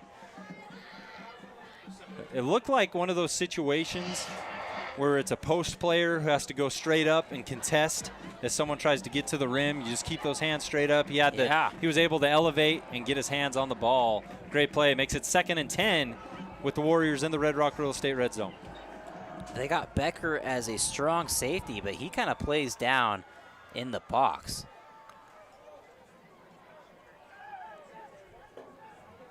Here we go. Johnson with Kelly right behind him. 2 receivers to his left, 2 to the right. Johnson's going to be under pressure. Becker's there. He steps forward. He's going to go untouched. Not a single Panther in the vicinity. Becker brought some heat. Johnson said, watch this, and waltzes into the end zone for what is going to be his 5th rushing touchdown of the season. Snow Canyon so far putting together one of the best halves they've played all year long. I said before the game they were a roller coaster. Rustin, this might be their highest point. And a lot of it, we're going to give credit here to Johnson, obviously on the rushing touchdown. But let's not forget, Snow Canyon's defense made the first stop of this ball game, leading to another score. So a lot of credit goes to Snow Canyon. Extra point, up and through. That makes it 28-15 for Snow Canyon. The Panthers will still have 2 minutes, 22 seconds to make something happen on their end when we come back after this 30-second timeout.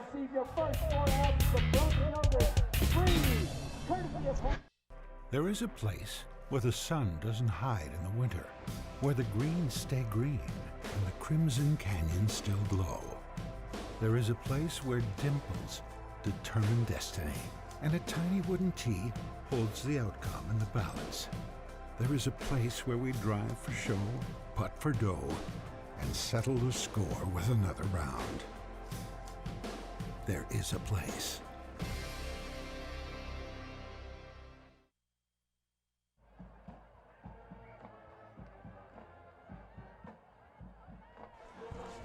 Back at Snow Canyon High School, where the Warriors and Hunter Johnson, after a 17-yard touchdown run, have took a double-digit lead, the first double-digit lead we've seen all game.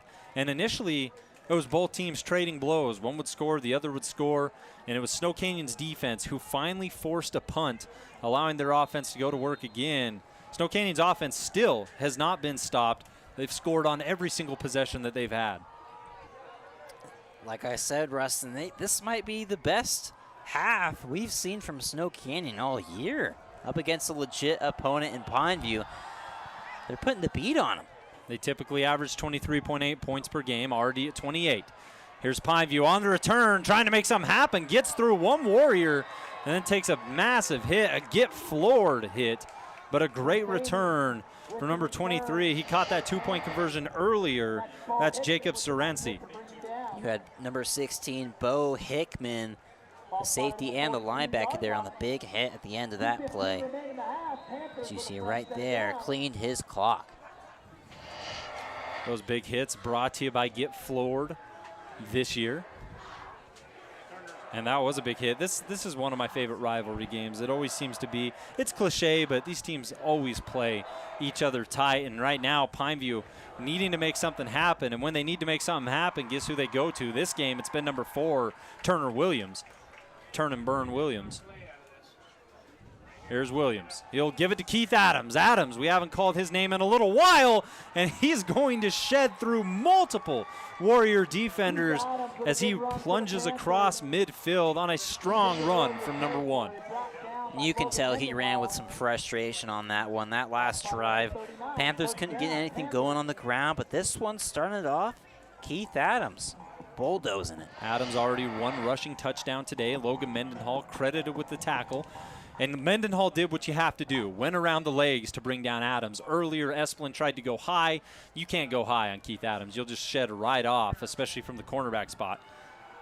Here is Williams. He's going to keep it. Some of that Warrior defense bit so slightly on Adams having the football, and it allows Williams to push forward for a decent gain, making it 2nd and about 3.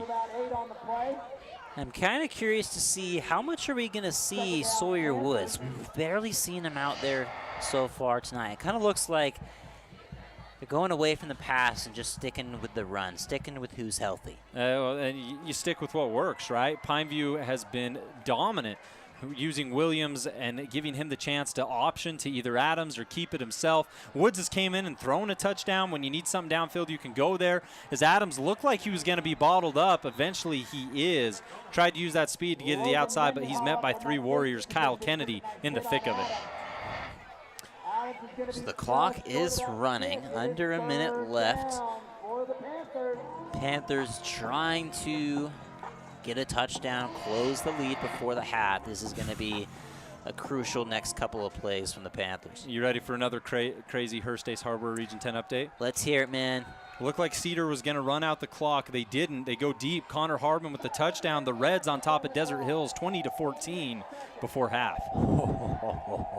Wow. We'll continue to monitor that game. Of course, Dixie and Crimson Cliffs locked into defensive battle. As Pineview trying to score right before half. They trail by 13.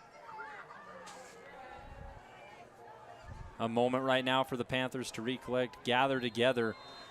Looks like we are going to see on 3rd down, Woods under center, and he's going to power forward for a 1st down. It's odd. That was the exact opposite of what you normally see from a QB sneak. You normally see him get bottled up and push forward. He gets bottled up for a second and then comes out on the other side 4 yards, 5 yards down.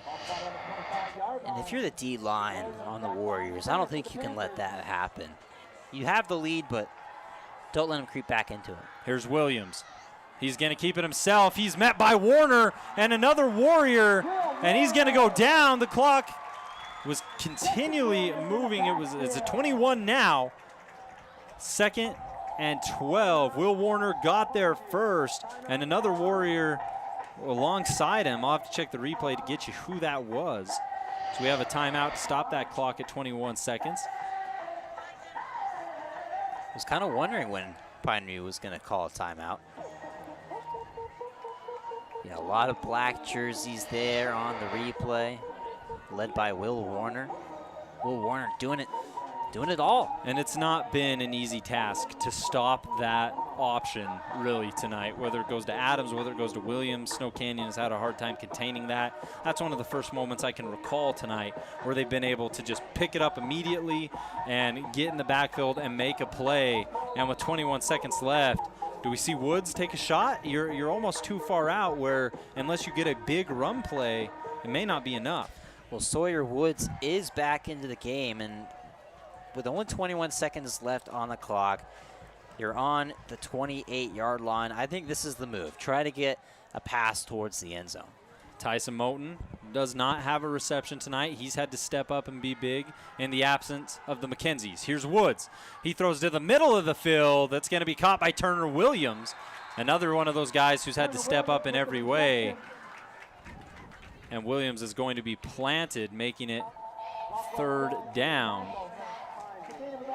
Another timeout with 13 seconds on our Nets on Fire clock. Let's thank those guys over at Nets on Fire for all that they do for us, allowing us to bring Region 10 athletics. We get a good look of Williams here.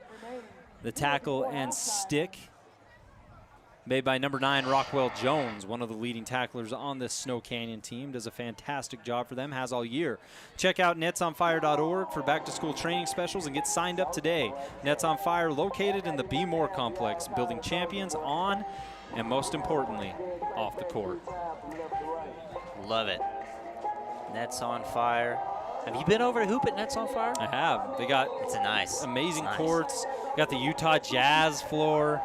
It's a good situation. Is that new? Is the Utah Jazz floor new? Yeah, I'm pretty sure. I don't think I've seen that one. We'll have to go hoop it up. Me and Jake, we got a little bit of a Jamal Murray, Nikola Jokic thing going on. Oh, yeah, we do. On that note, we don't rock with the Denver Nuggets, but that's the comparison. Here's Woods in the gun. Looks to his left. He's going to be hit as he throws. That ball wobbled a little bit. It was caught by Williams, but Williams had nowhere to go. Pineview going to try to hustle this thing up, maybe get the ball spiked. Doesn't look like they're going to have time, and they won't. Pineview will walk away with 0 points on their last 2 possessions. Had scored every time up to then, but that's not the way they wanted into the half. On the other hand, Snow Canyon couldn't help but score every time they touched the football, 28-15. We're going to be back in a little bit with our halftime show. And those of you who are familiar know that our halftime show is brought to you by our good friends at InfoWest for the fastest internet in Southern Utah and a local support. Trust the internet people at InfoWest. It's senior night here at Snow Canyon. The hometown team feeling good, 28-15, 3-minute break.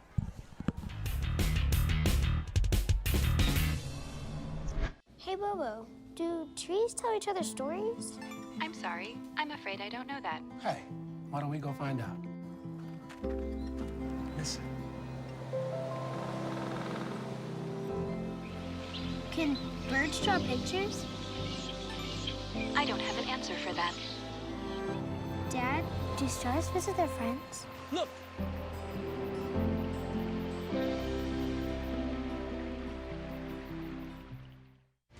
For over a century, Dixie State University has been shaping the trailblazers of tomorrow by providing a culture of active learning, active life.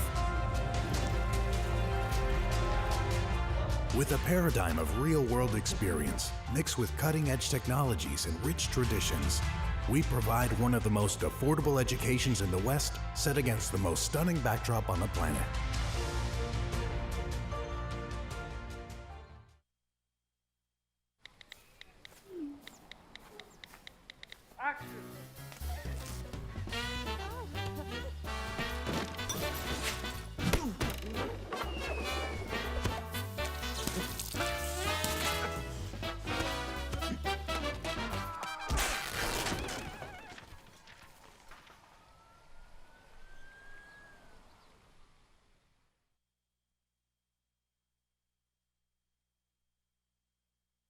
Where do you find the titans of classical music in St. George?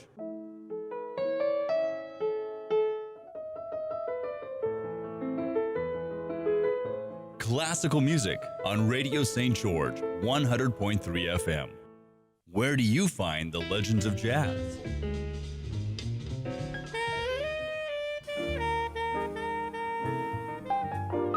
Evenings on Radio St. George, 100.3 FM.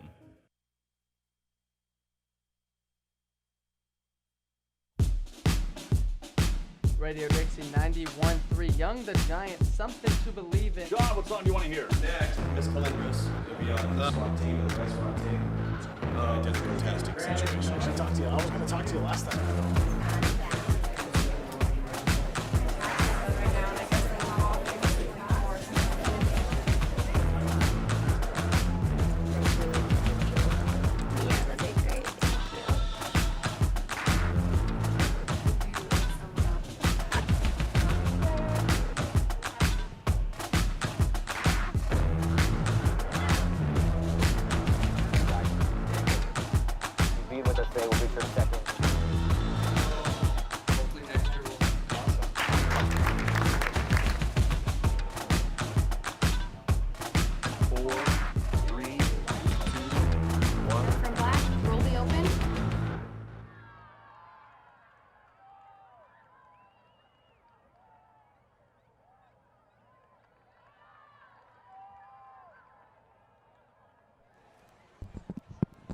It's the InfoWest halftime show brought to you by our good friends at InfoWest for the fastest internet in southern Utah and a local support.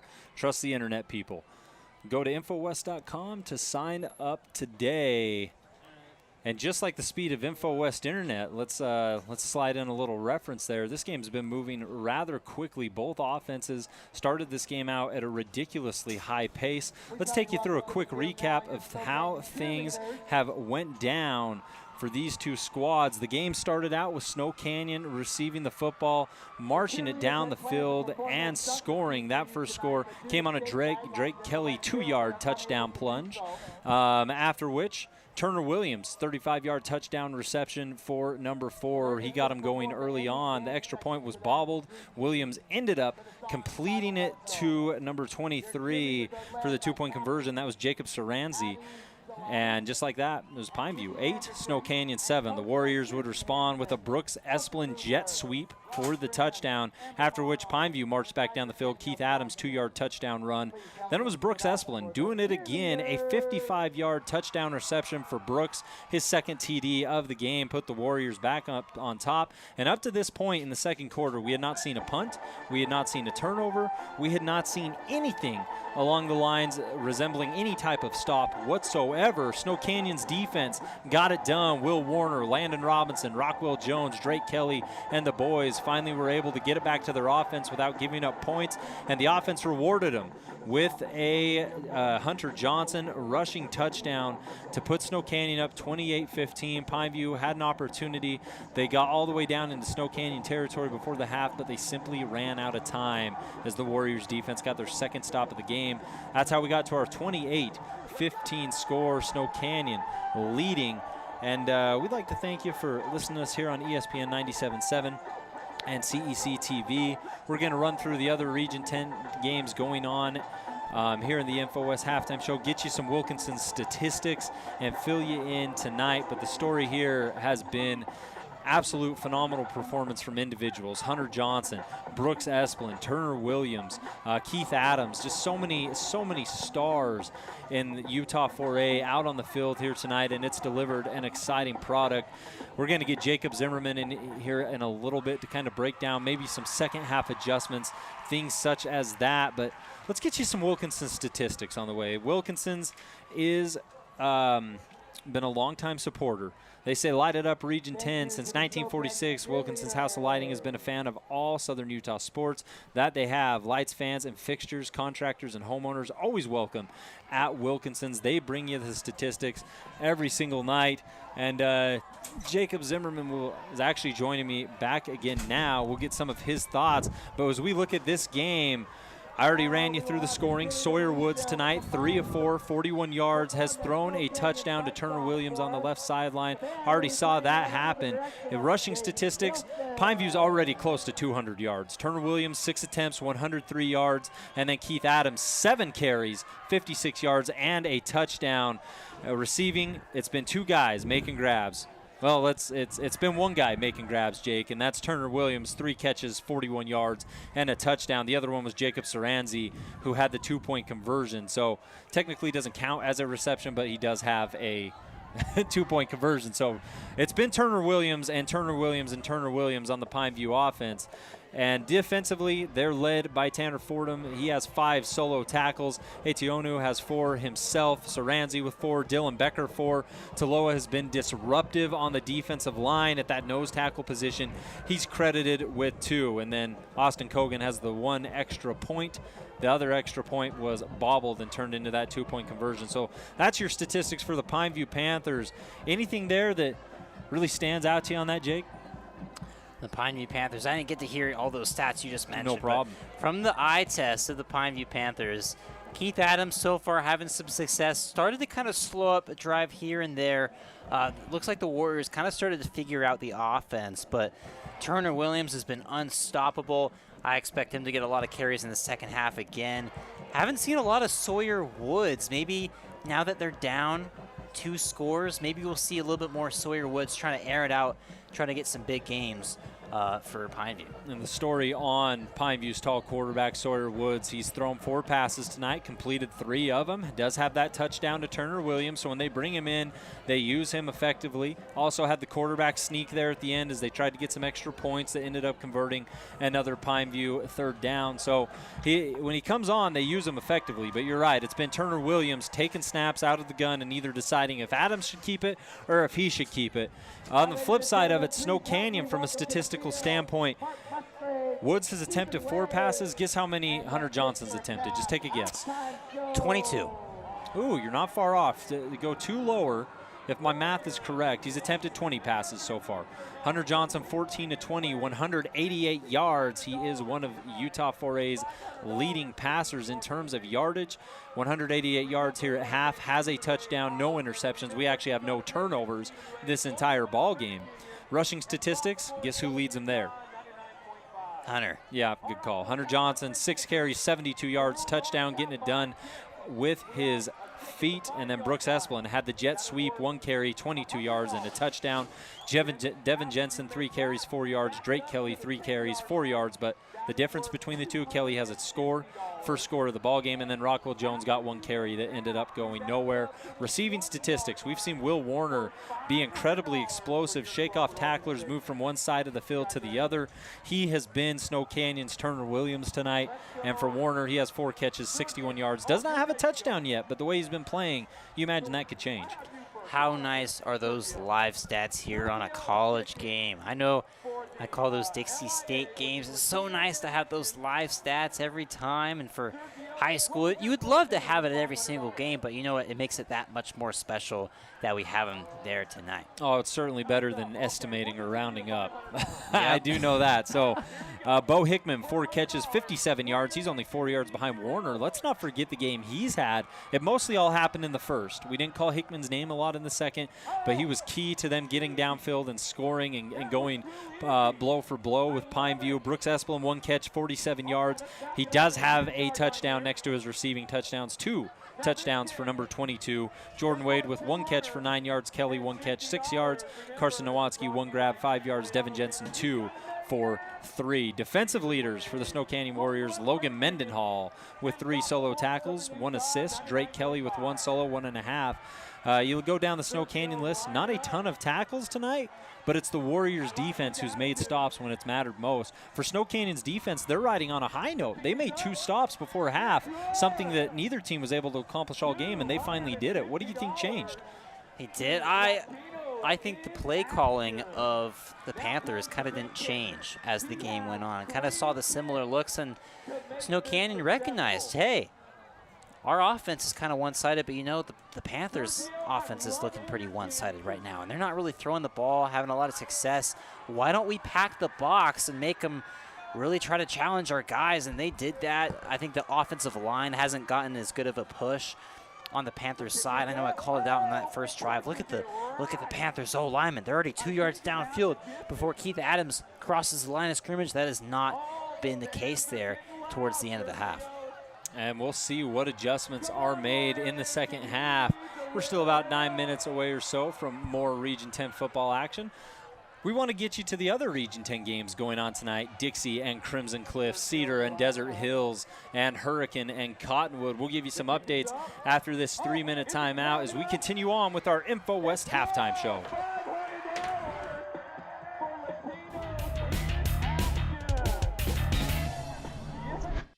Hey, Bobo, do trees tell each other stories? I'm sorry. I'm afraid I don't know that. Hey, why don't we go find out? Listen. Can birds draw pictures? I don't have an answer for that. Dad, do stars visit their friends? Look!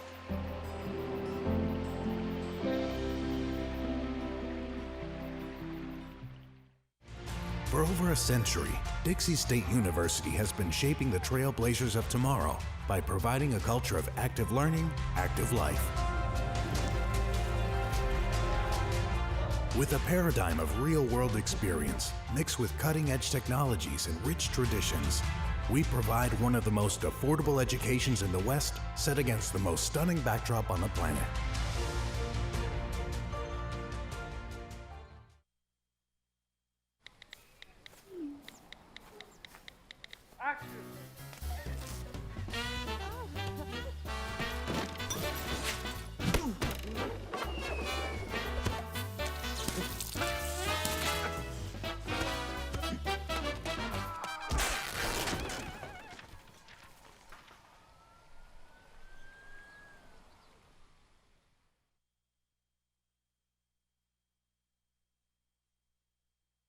Where do you find the titans of classical music in St. George?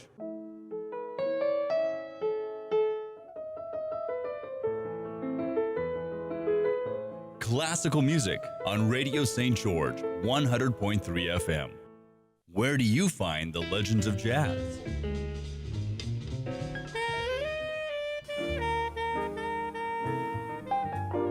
Evenings on Radio St. George, 100.3 FM.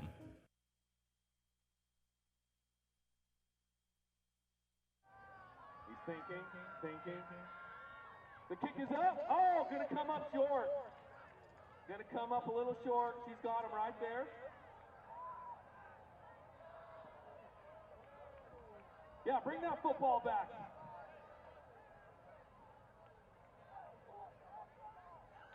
Nice job. Thanks, my man. All right, hey, Warrior Nation. He needs to get a little bit more distance on this, and he needs your help right Back with the Info West halftime show. Rustin Burnside, Jacob Zimmerman. Man, it feels good to be here tonight. It's rained all day. I almost said the sun's out. The sun's not out. We're under the lights here at Snow Canyon High School. Rained all day. Point is, the rain went away. That's what we're looking at. So we're not playing here in the mud. We don't have a new mud bowl. There's no lightning delays. Our first game of the season, I went out to Hurricane to call that game against Richfield and had a 45-minute lightning delay. So we have not had any of that here tonight. What did you do on the broadcast, Rustin? I didn't even get into the stadium yet. They weren't letting people into the stadium, so I did a whole lot of nothing. But haven't had a lightning delay since. Haven't had one today, despite all the rain we've got. We'll take all that rain we can get. And long story short, perfect night to be playing football here in Southern Utah. And we want to take you through the rest of the games for Region 10. We've had a good handful of games that we've been looking forward to. Crimson Cliffs Dixie being one of those matchups.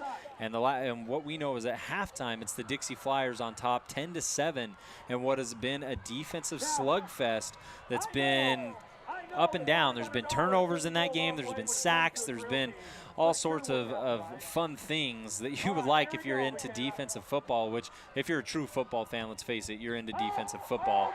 As we see one of the Snow Canyon dancers kick a football through the upright better than I can. You ever tried to kick a field goal, Jake? I have, and I maybe made it from the 1 yard line, the ball on the 1 yard line. Yeah, it's not a skill that comes as easily as you would think, you know? Yeah, no, I certainly believe you on that. She's going to now kick it from the 10-yard line. Give you the play-by-play, puts 1 foot into it. It's up, end over end, and it's good. Delayed reaction there. You know, she might have a spot somewhere on some team in Region 10. Absolutely. With a leg like that, a team could definitely use her Who said services. Snow Canyon doesn't kick field goals? Look at this. Going from the 20-yard line. But also, let's get you to these. Why doesn't she have a jersey? Dixie currently leading Crimson Cliffs. The last we heard with Cedar and Desert Hills, it looked as if that field goal's good from the 20. I don't mean to take away from our Hearst Ace Hardware Region 10 updates, but putting the foot into it. Absolutely phenomenal. You're catching that live on our CEC TV coverage. Now back to the task at hand, Jake. Now that we know that we both can't kick field goals to save our life. Cedar and Desert Hills, the Thunder are in a unique scenario. If they win tonight, they cannot lose the Region 10 crown. They can tie with Dixie, they can tie with Crimson Cliffs, but they own the tiebreaker over both those teams. So for either of them to have a chance, they need Desert Hills to lose on the road at Cedar, and right now they are losing on the road at Cedar. It's the Reds 20, Desert Hills 14, and the Thunder have been marked in some close games this year, specifically the 35-33 victory over Snow Canyon. So they're no stranger to having to play in clutch situations, but no doubt about it right now, there might be a slight bit of panic, a slight bit of worry for this Thunder team, but we know they have the talent, the ability to overcome it. But Cedar giving them all they can handle up there in Iron County. So 2014 Reds on top, 10-7, Dixie on top of Crimson, trying to get you a score for that Hurricane Cottonwood game. To see if we have any updates on that. That's your only non-region game of the night.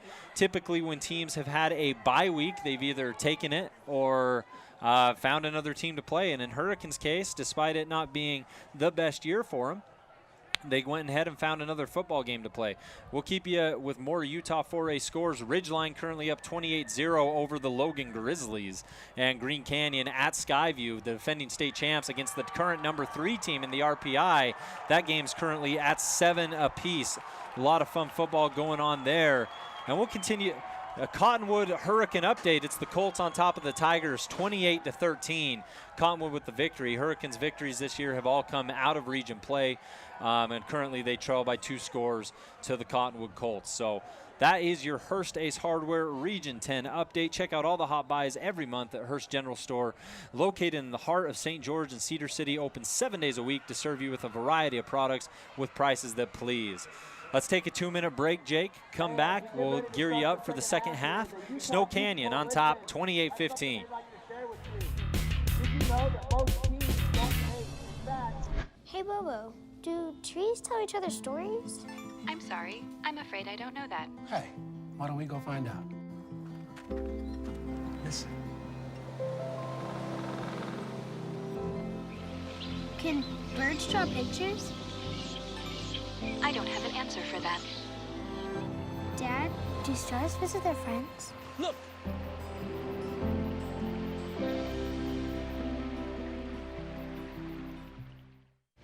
For over a century, Dixie State University has been shaping the trailblazers of tomorrow by providing a culture of active learning, active life. With a paradigm of real-world experience mixed with cutting-edge technologies and rich traditions, we provide one of the most affordable educations in the West, set against the most stunning backdrop on the planet.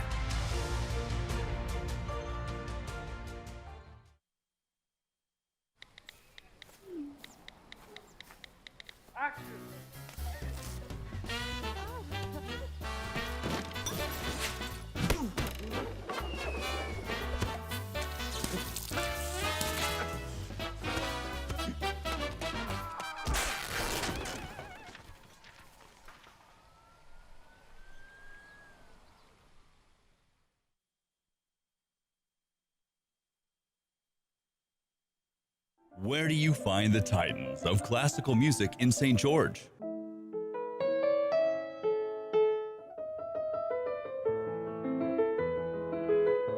classical music on Radio St. George 100.3 FM. Where do you find the legends of jazz?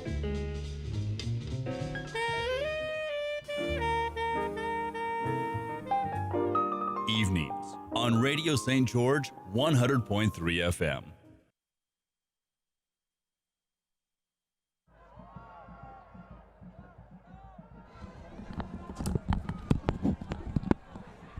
Snow Canyon High School, home of the Warriors, called multiple games out at this field, and this is what, my fourth year hanging around at ESPN Radio, getting the opportunity to call these games. I was telling you about it earlier, Jake. I went to a very small school, Class 1A division, and I thought I knew what athletics were all about, and to be able to come to a bigger school and to see the talent and to see the ability and to see kids who have scholarship offers, it's a pretty special treat. And the names tonight have not disappointed, from Keith Adams to Turner Williams to Will Warner to Hunter Johnson, to go down the list. A lot of stars on the field. I know these are two teams currently trapped right in the middle of the Region 10 standings, but there's so many talent between every Region 10 team that it doesn't surprise you when there's an upset or when there's a great game like this. It shocks you when Cedar's on top of Desert Hills, but at the same time, it doesn't. Like, it's okay, it does. But the point is, there's talent on all 7 Region 10 teams, and it's extra fun to watch. I'm not shocked because Pineview isn't the same team without the McKenzie brothers, but at the same time, up 13 at the half, that's surprising. You just never know what to expect with Snow Canyon, and I questioned before the game, is this a team that can play up to competition in every good team they face? And they did it against Desert Hills, and so far they're doing it against the Panthers.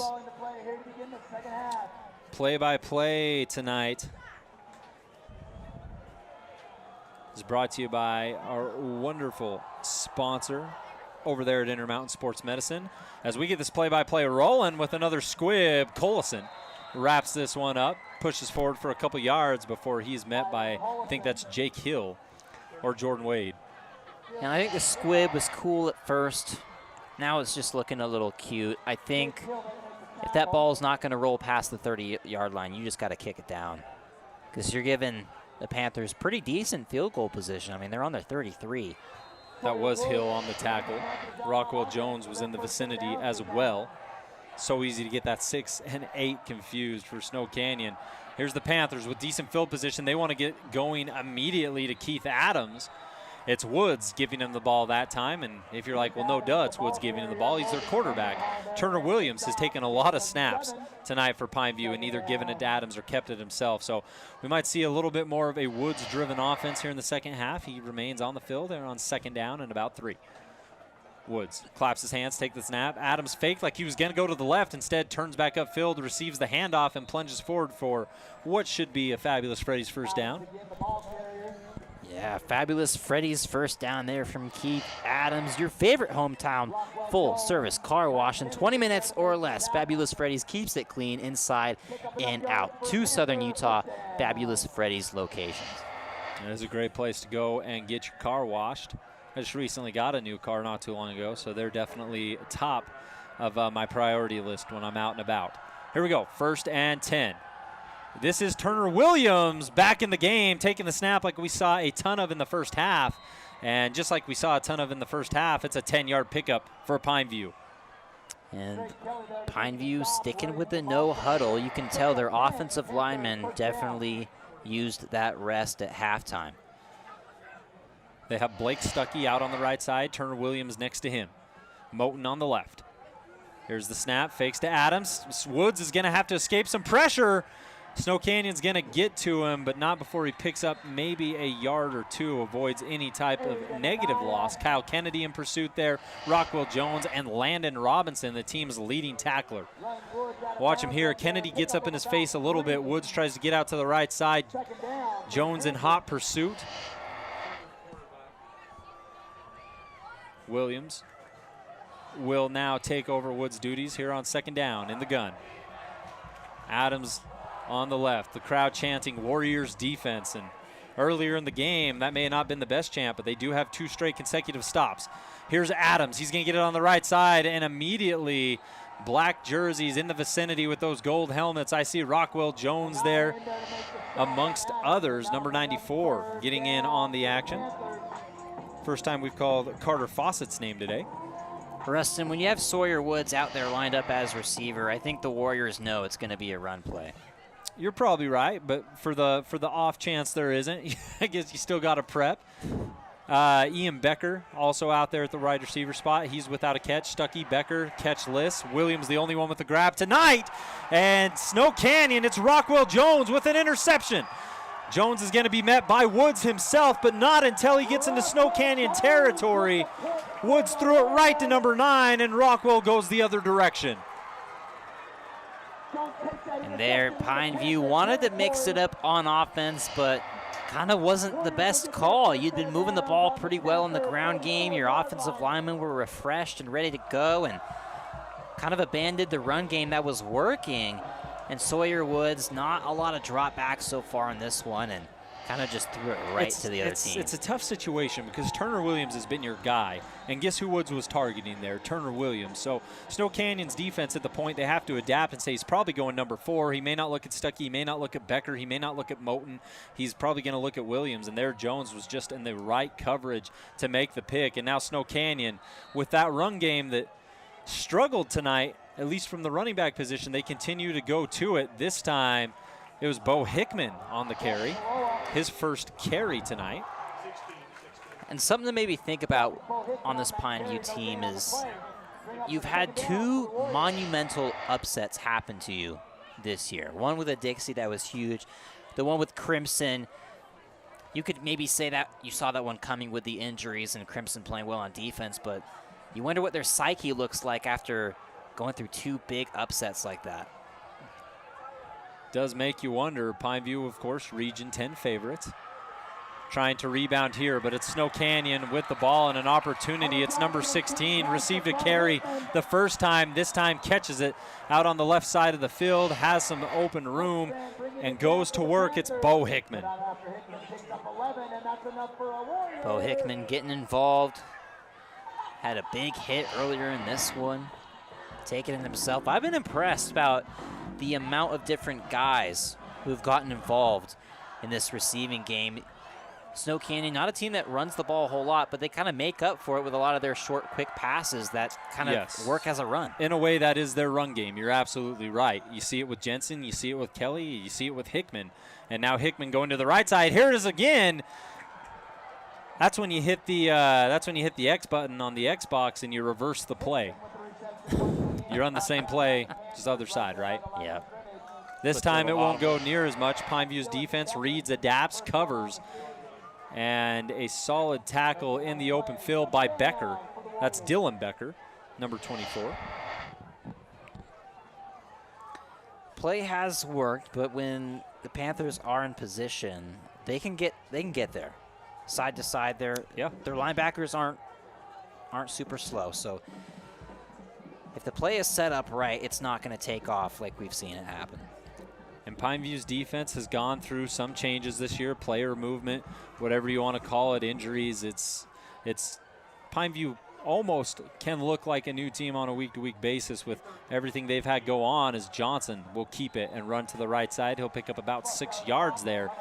Hunter Johnson's got that speed, but Pineview's defense on average, they give up about 22 points a game. They score about 38.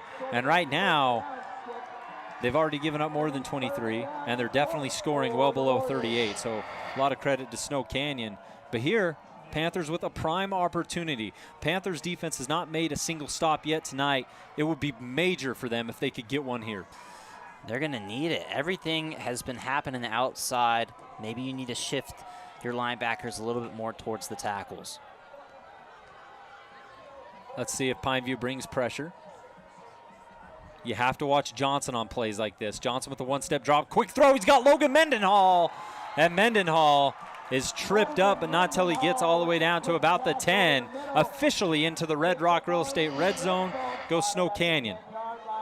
Panthers defense just looks lost out there. They don't have any idea what kind of play is going to be called. And even if they do, who's to say they can even get there on time? Right there is just a quick read from Johnson. He didn't drop back, didn't take his time, just got the ball, knew that Mendenhall was going to be cutting. One-on-one coverage, finds his man, good read. And now the Panthers hoping for a goal line stand. Snow Canyon hoping to increase this 28-15 lead over on our We Win Injury Loss scoreboard. They'll send a man in motion. They'll give it to him. I think that's Bo Hickman again on the cover, on the carry.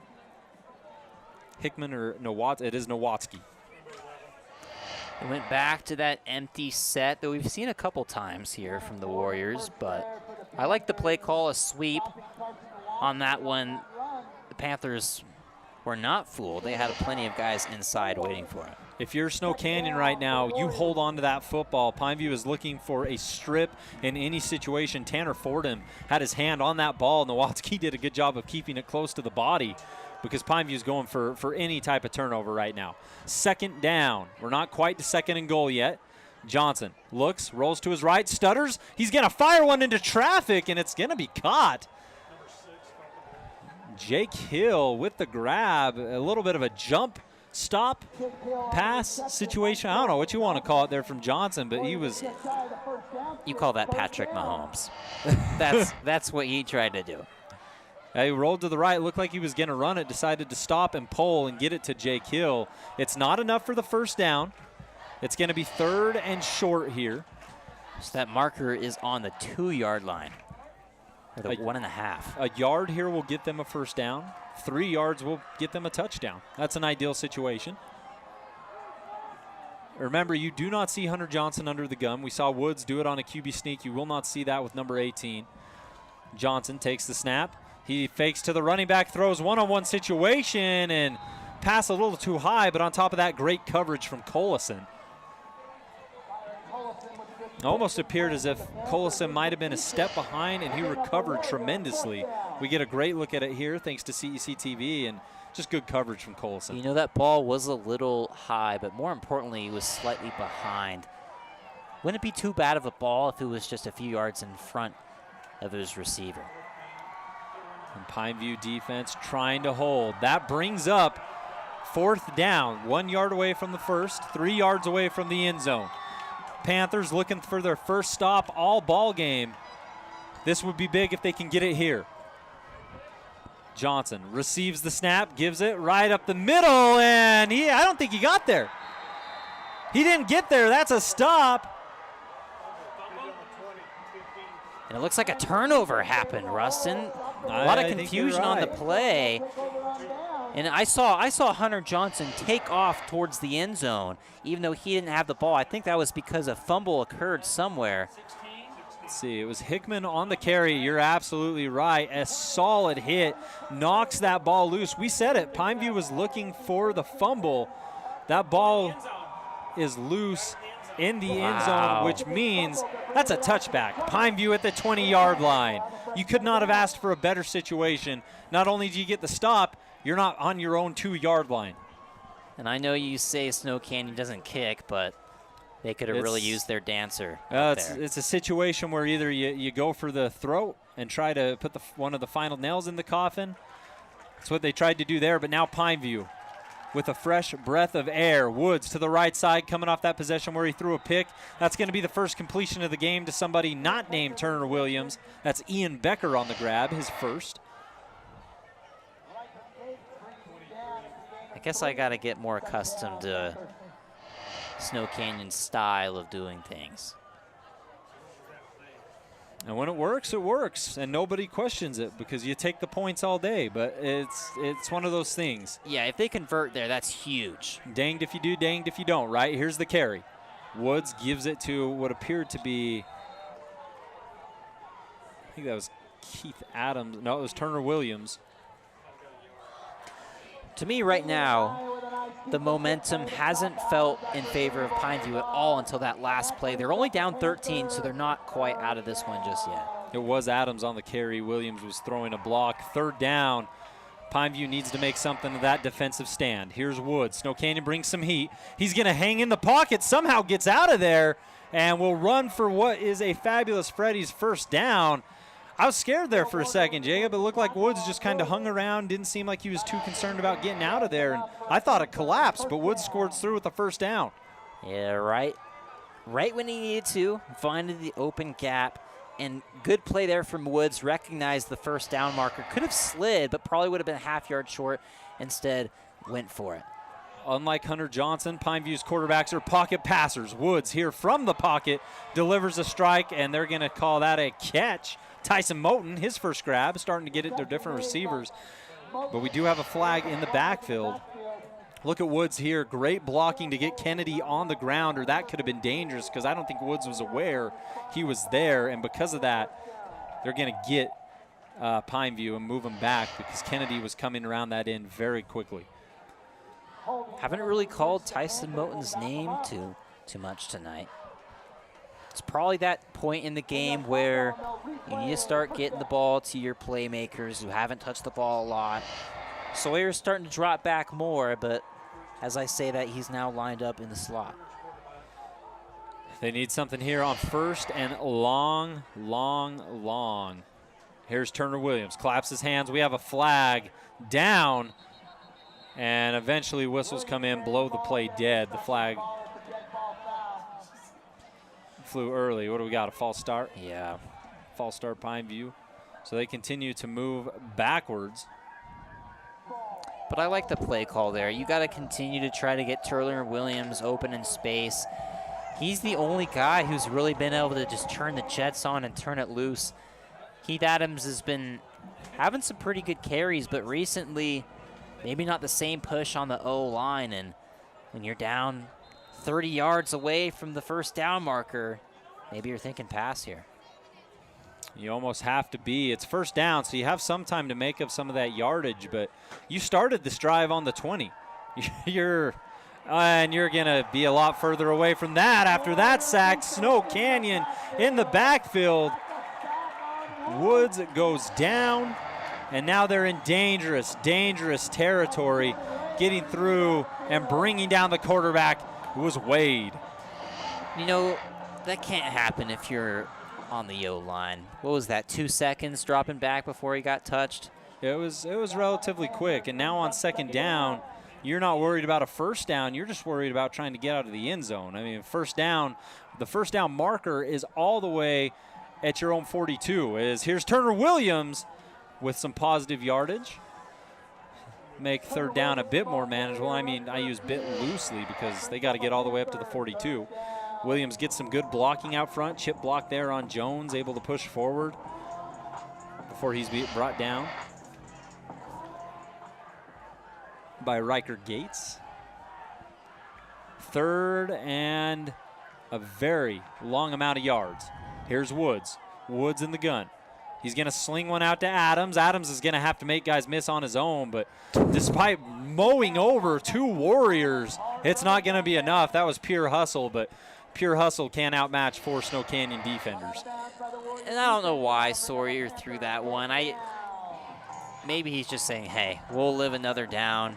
We'll come back next possession, but didn't want to take a shot at it. You don't want to give Snow Canyon the ball in there on their own side of the field. You don't want to be too risky. Coming off a pick, I think your defense finally got to stop. So it's risky, but you put that trust back in the defense and hope they can get it done as Pineview lines up for the punt attempt. And Pineview's quarterbacks, they're pocket passers, Jake. You're not going to see like a Hunter Johnson situation where they escape. On the year, all 3 quarterbacks that have started have 29 total rush yards. So they're not going to get it done on their legs, making the pass a key part. And right there, they just, like you mentioned, took it a little easy, hoping their defense can get one more stop as that punt rolls all the way to about the 38-yard line, and that's where Hunter Johnson and company will set up shop with 1:52 on the Nets on Fire clock. And I don't know. I just go back to that play. Your defense finally get to take away when you needed it most, and on the very next possession, you just get penalty after penalty. You don't do anything with it. And you had a 3rd and 25, but you got to at least go downfield. You can't throw it to the flat behind the line of scrimmage. I think you got to at least try to get the first down. Whatever the case is, it's now Snow Canyon's ball. Pineview looking like they might show a little bit of pressure here as they throw it out to Hickman on the left side, a little wide receiver screen. pick up a handful of yards. And I really got to take back some of the stuff I've said about Snow Canyon being one-dimensional and how that doesn't work. Sure, some games that's been true, but other games like this one and the Desert Hills one, I've been totally wrong. I've just been a flat-out liar to say that because it has been working. They've moved it, and rather than run the ball, they're actually kind of smart. We're going to have kind of a run-esque play, but it's a little pass behind the line of scrimmage, get your guys going really quickly, and it works. Right now, they simply know they can't beat Pine View's front from just running the ball between the guard and the tackle. So finding new ways to implement. Johnson fakes like he's going to go to the right. Instead, he's going to keep it himself. Good coverage there from Pineview and a little extracurricular activity on the sideline. No flags down as Johnson scrambles forward for a couple. The tackle being made there by Jacob Saranzi. Like, that's the kind of play that you saw from Seth DeCow and Dixie when they didn't have Barbin in. Like, just getting your guys going, getting any sort of run game you can. And I think it's just smart. I think more teams should have little quick plays. I think Hurricane should take some notes on Snow Canyon. And for the Warriors right now, it is 3rd down. Panthers looking for their 2nd consecutive stop. They got their first on the last Snow Canyon possession. Minute 41 on the Nets on Fire clock. We have not had a score this quarter. It's been the same since half. Johnson under pressure. Almost got out of it. He will not.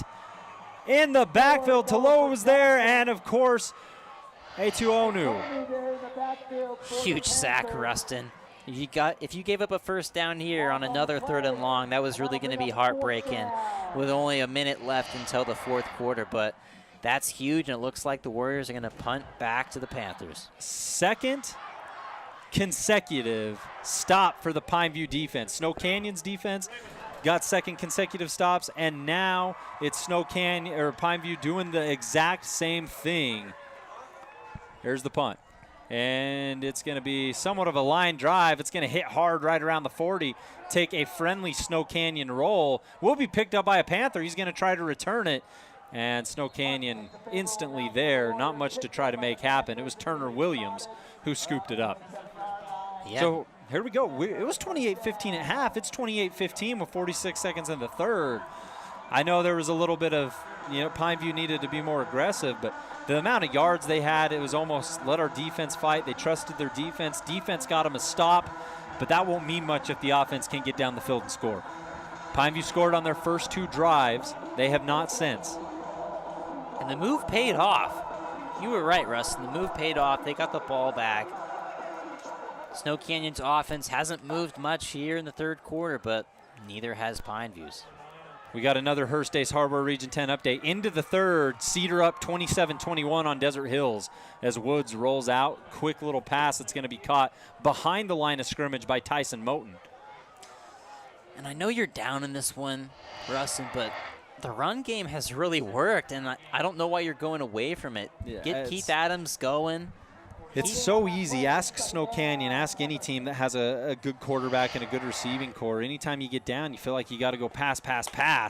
And for Pineview, it's a situation where Woods is connected on one deep. This play blown dead. False start incoming on the Pineview side.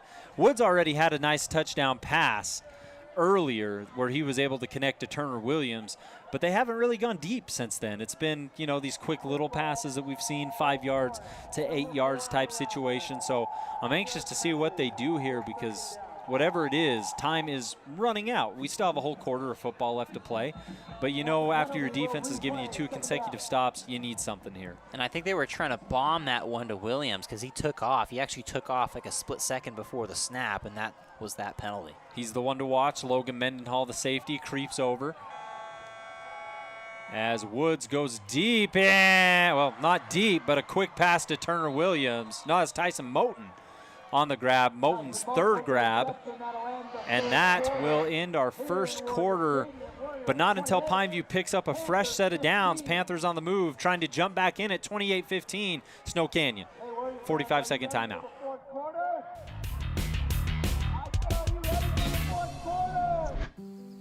Hey, Dad. I need your help asking Jessica to prom. Of course. Love is like the ocean. You have to tread the Oh, waters. Dad, that's not the kind of help I needed. Hey, Jessica. Will you go to prom with me? Yes. You don't have to be perfect to be a perfect parent. Thousands of teens in foster care can't wait to share their first with you. Got a project at work or around the house? Well, think Bucks Ace Hardware. Think Bucks for all the top brands like DeWalt, Milwaukee, and Stihl. Plus, Bucks has the best sporting goods department. You've got to see their gun department. It's stocked with a great selection of guns and ammo and accessories. 2 locations at the Dino Crossing in St. George or State Street in Hurricane.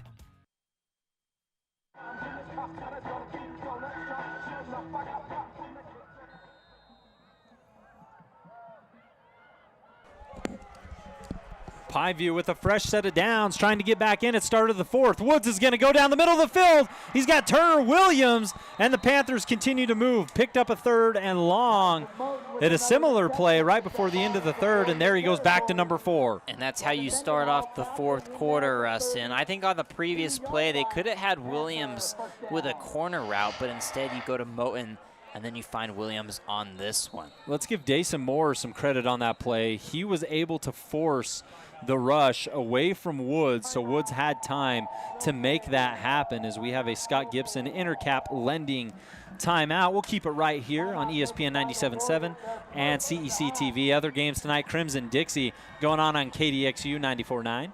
Andy Griffin on the call over there. I think he's flying solo tonight. Oh, yeah? I think so. Good old Andy Griffin. Saw him at the St. George Marathon. Did you get his autograph? No, I should have. You should have. That's going to be worth something on eBay someday. We need to, you know what we need to do, though?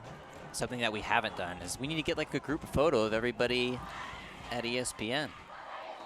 Group photos, always a joy. Yep. Always, I love when you take group photos and everyone wants to do a silly face, and then you got to do like a pose, and then you got to do, you know, one where someone lays across the front of the group. Always fun.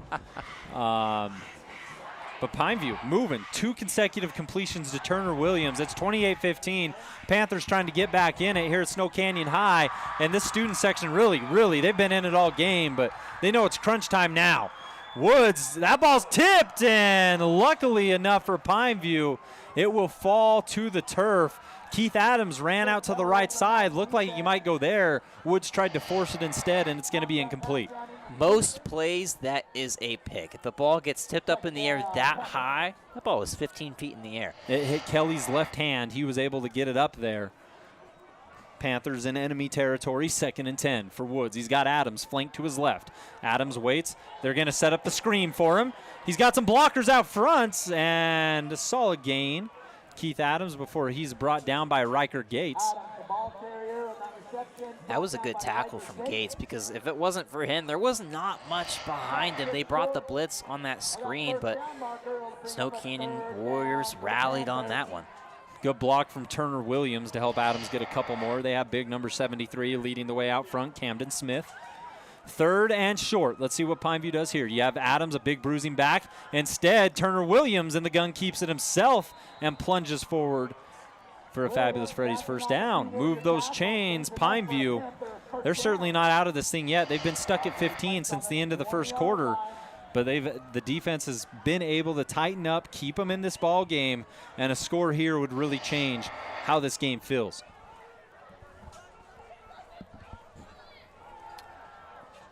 Cedar over Desert Hills right now, 27-21. Dixie over Crimson Cliffs, 10-7 last we heard. Hoping we can get another update on that game. Maybe the score has not changed. I wouldn't be surprised. It would surprise me. Bronson Barbin back for the Flyers. Chase Hansen not quite back for the Mustangs. As we get a good look here, it was Stuckey who they were trying to get the ball to. And now 2nd down and 13. He's going to put Adams on his left side. Stuckey by his lonesome to the left. It's Williams who fakes it to Adams, keeps it himself. He's able to squirt past one Warrior and pick up positive yardage. As soon as Williams gets around that corner, I don't know if there's a lot of kids in Utah who have the ability to turn on the jets like he does. Look at him right here in hot pursuit. He has a single Warrior who just, it was Anaya who was trying to chase him down, and it's just hard to do. Pretty much juked him without even looking at him. So 3rd and 4, Jake, coming up for Pineview. Adams gets the ball, gets the first down, runs into a sea of black. And Pineview is inside the 10-yard line in the Red Rock Real Estate red zone. I think that's your best look from the Panthers. Have Sawyer Woods there lined up at quarterback. If you do, they're going to think pass and then hand it off to Adams when they're not expecting it. And Turner Williams is in the gun. Woods lined up as a receiver. They will give it to Adams. Adams continues to bulldoze. He's going to tumble and rumble into the end zone. Keith Adams' second rushing touchdown of the night. It was only a matter of time, Rustin, before he found the end zone again. And he did. The Warriors defense finally broke. And right as it changed to the fourth quarter, momentum switched. There was a shoulder lowered. There was a spin. He at least ping-ponged off 3 different Warriors. Number one with a tough run. And we got a different feel, just like you said. Simply Wisdom, extra point attempt coming up. Simply Wisdom teeth with over 600 5-star reviews. Always just $8.99 for your Wisdom teeth. And that's up and through. It's going to be 28-22. Snow Canyon still with the lead. The Warriors haven't scored since half. The difference, Pineview has. 30-second timeout. We'll be right back.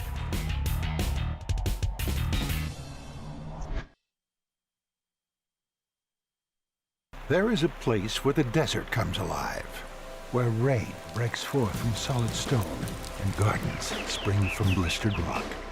There is a place with enough color to make a rainbow jealous, where boulders are bigger than buildings and cliffs are higher than clouds. There is a place that will straighten your step, tighten your grip, widen your eyes, and open your jaw. There is a place.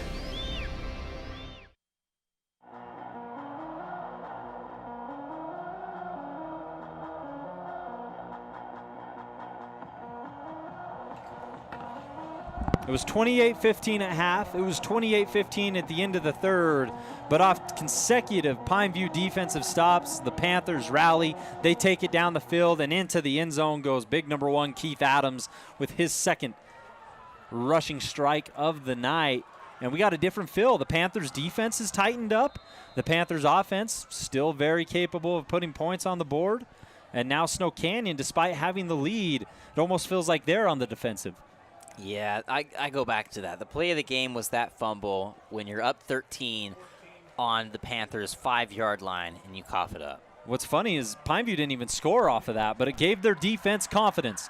Defense is going to have to get it done again tonight, and it starts with stopping the very capable kick return. That's not Will Warner there. On the coverage, or on the return, was number 25 on the carry for Snow Canyon. That's Braden Jones.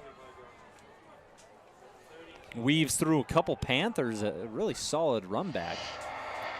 That's going to give him the ball at the 25, 5 yards from where you traditionally start, so you'll take that. Johnson has not been under a ton of pressure tonight. The Panthers have found a way to get consecutive stops without necessarily bringing the house in on them. Let's see what they do here. Snow Canyon obviously wants to put this ball game away. That's no secret. But the Panthers defense with some confidence. Johnson fakes like he's looking to his right, keeps it himself. Has a Panther bounce off his leg and finally taken down after picking up a couple. So Hunter with 4 yards picked up there. I'd be curious to see what Hunter is to on the rushing total so far in today's game, because I think they're having one of their better rushing games so far on the year. If I had to guess, I'd guess Hunter Johnson is probably around that 50 yards rushing mark. Hunter Johnson, you are probably right. He's got 9 carries, 76 yards, and a touchdown. Wow. So he's having one heck of a day. Leading rusher for Snow Canyon. Leading receivers, Bo Hickman. He's up to 7 grabs on the night. Here's second down. Johnson has time. He's going to go deep downfield, and no one's home. Double coverage. Becker was there, as well as Saranzi.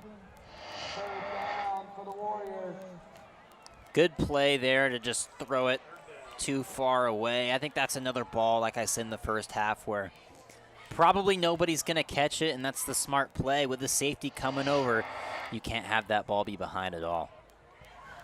overthrown for the second time tonight. Like you said, much better than the alternative of underthrowing, especially into double coverage. It allows them to live and fight another day. 3rd down and 5 upcoming. Johnson, 3 receivers to his right. He's going to drop. He's going to have some time here. It's running out quickly, though. Taloa breaks through the line. He has to force one, and it's going to hit the turf incomplete as Johnson swung down. Big number 57. Make your voice heard, Jeffrey Taloa.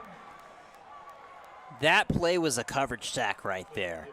Christian Palamai, I think that's how you say his name, picked up Warner pretty well. Warner might have been open there at the very end, but when Johnson kind of had to circle back around, that was it. Just a really good coverage there by the secondary and the linebackers of the Panthers. How about this, Jake? 3rd consecutive stop. Ever since the Panthers forced that fumble at the goal line, the Warriors offense has moved very little, and now Pineview back in this game. Williams wants to return. He'll scoop it up, stiff arms one guy, and before being ran into by multiple Warriors, Devin Jensen was there, as well as number 10, Caleb Norton. And Rustin, that is a nasty juke off picking up the ball. Not going to go anywhere, but why not make as many guys miss as possible?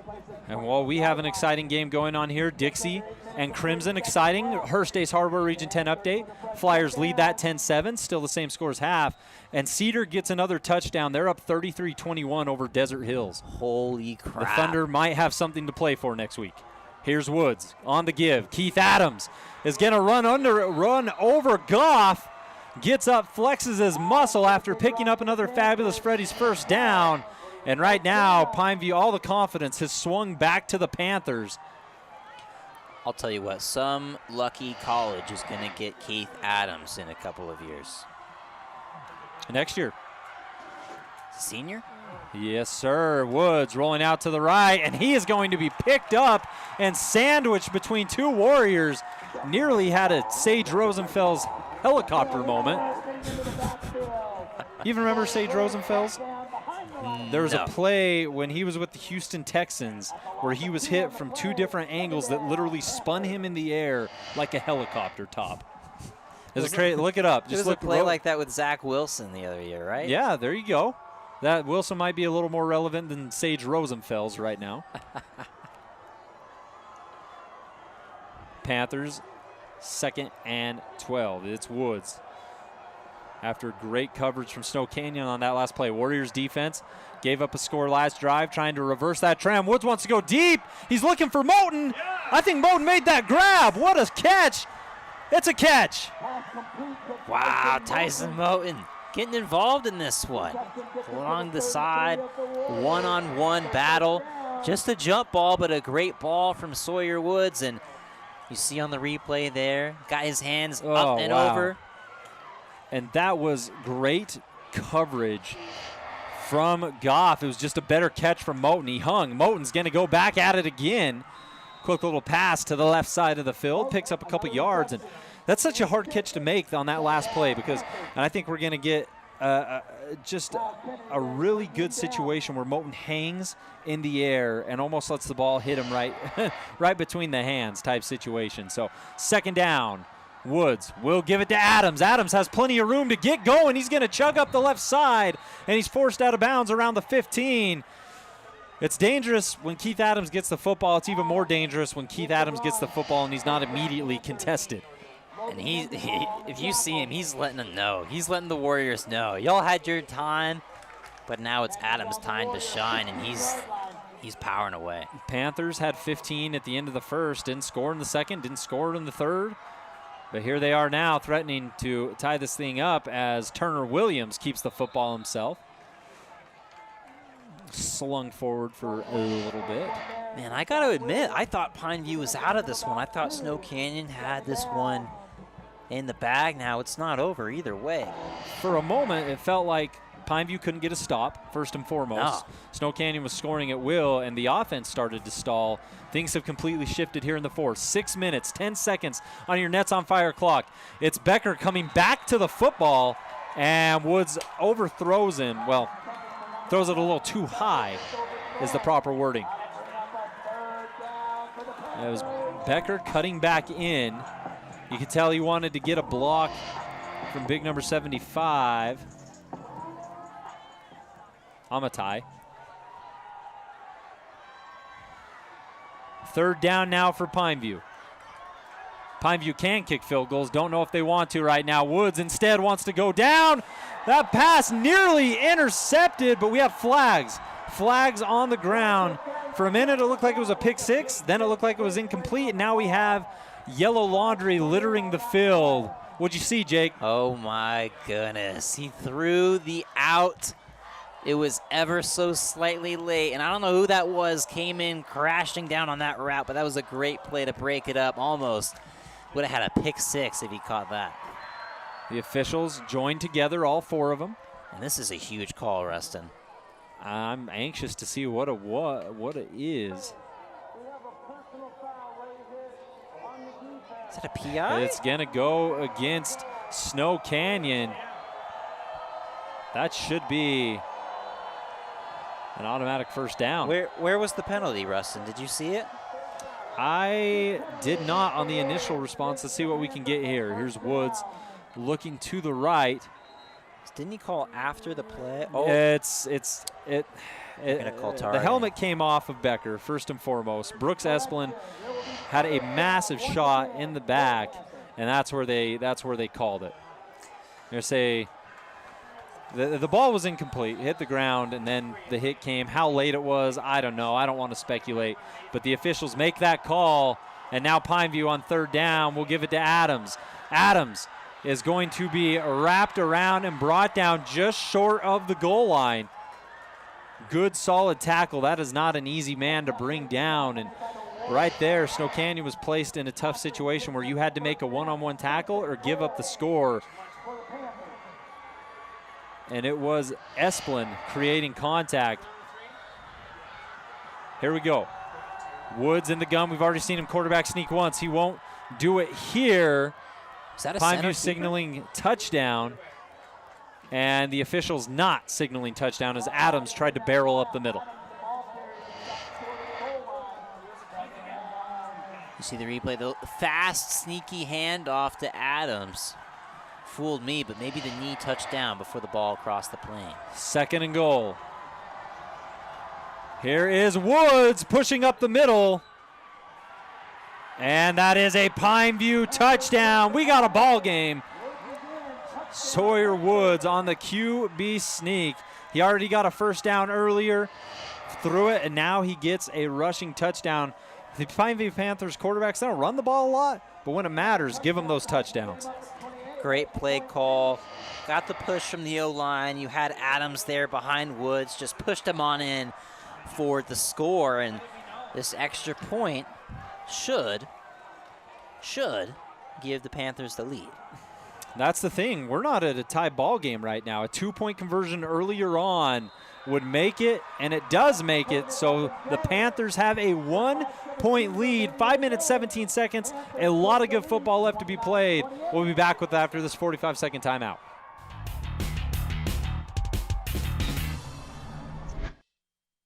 Kevin, you thinking about retirement? I'd love to, but I'm pretty busy with all this. Yeah. Hey, let's meet our retirement coach, Avo.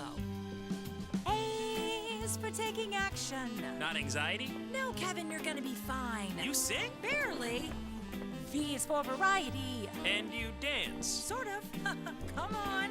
O is for optimize your savings. Let Avo lead the way. Visit aceyourretirement.org today.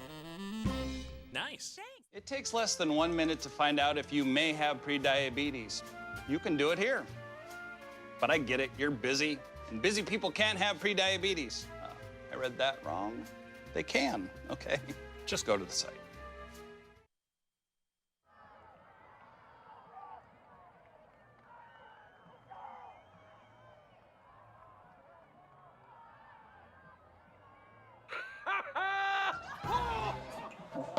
Back, Snow Canyon High School, Rustin Burnside, Jacob Zimmerman, CEC TV, ESPN Radio, 97.7. Man, we have been absolutely enjoying one of the best games all season long. Panthers battling back. It was 28-15. It's now 29-28, courtesy of a 2-point conversion earlier on. Warriors are now going to have to fight back. It starts right here with Brooks Espelin on the return. He's been electric all game. He'll get it past the 25, and that's where Hunter Johnson will set up shop. We know the Warriors can score. They got to 28 before half. They haven't scored since. What's going on here, Jake? The offense has been in a stalemate. Nothing has happened so far. Pineview has really rallied in the second half, especially in the fourth quarter. And I don't know what it was. Maybe a really motivating pep talk from the D coordinator on the sideline, but they've just turned it around. Hunter Johnson hasn't looked quite the same in the second half. And more importantly, it's just been quick drive after quick drive. The Warriors dominated time of possession earlier on in the first half, and now Pineview's dominating that in the second. I think the Panthers have got a little more pressure on Johnson, too, these last couple drives, as Hickman is going to take it on the sweep. And Becker meets Hickman there in the backfield. Big tackle from Dylan Becker. It's a great play from Becker to get off the block and then make the tackle in the backfield. Playing that like outside linebacker, super strong safety position is really crucial in football now more than ever. We're seeing guys on the pro level like Jalen Ramsey. You're taking your best defender and kind of just putting him in the slot on the strong side, and that's the most common play for plays to go, and it gets your best playmakers involved. You're absolutely right. Quick update, Dixie with a touchdown, 2-point conversion fails. Flyers on top of Crimson, 16-10 late in that ball game. Sending a man in motion. Here's Johnson. He's going to be under heavy pressure. Pineview got to him, and a major get-floored hit.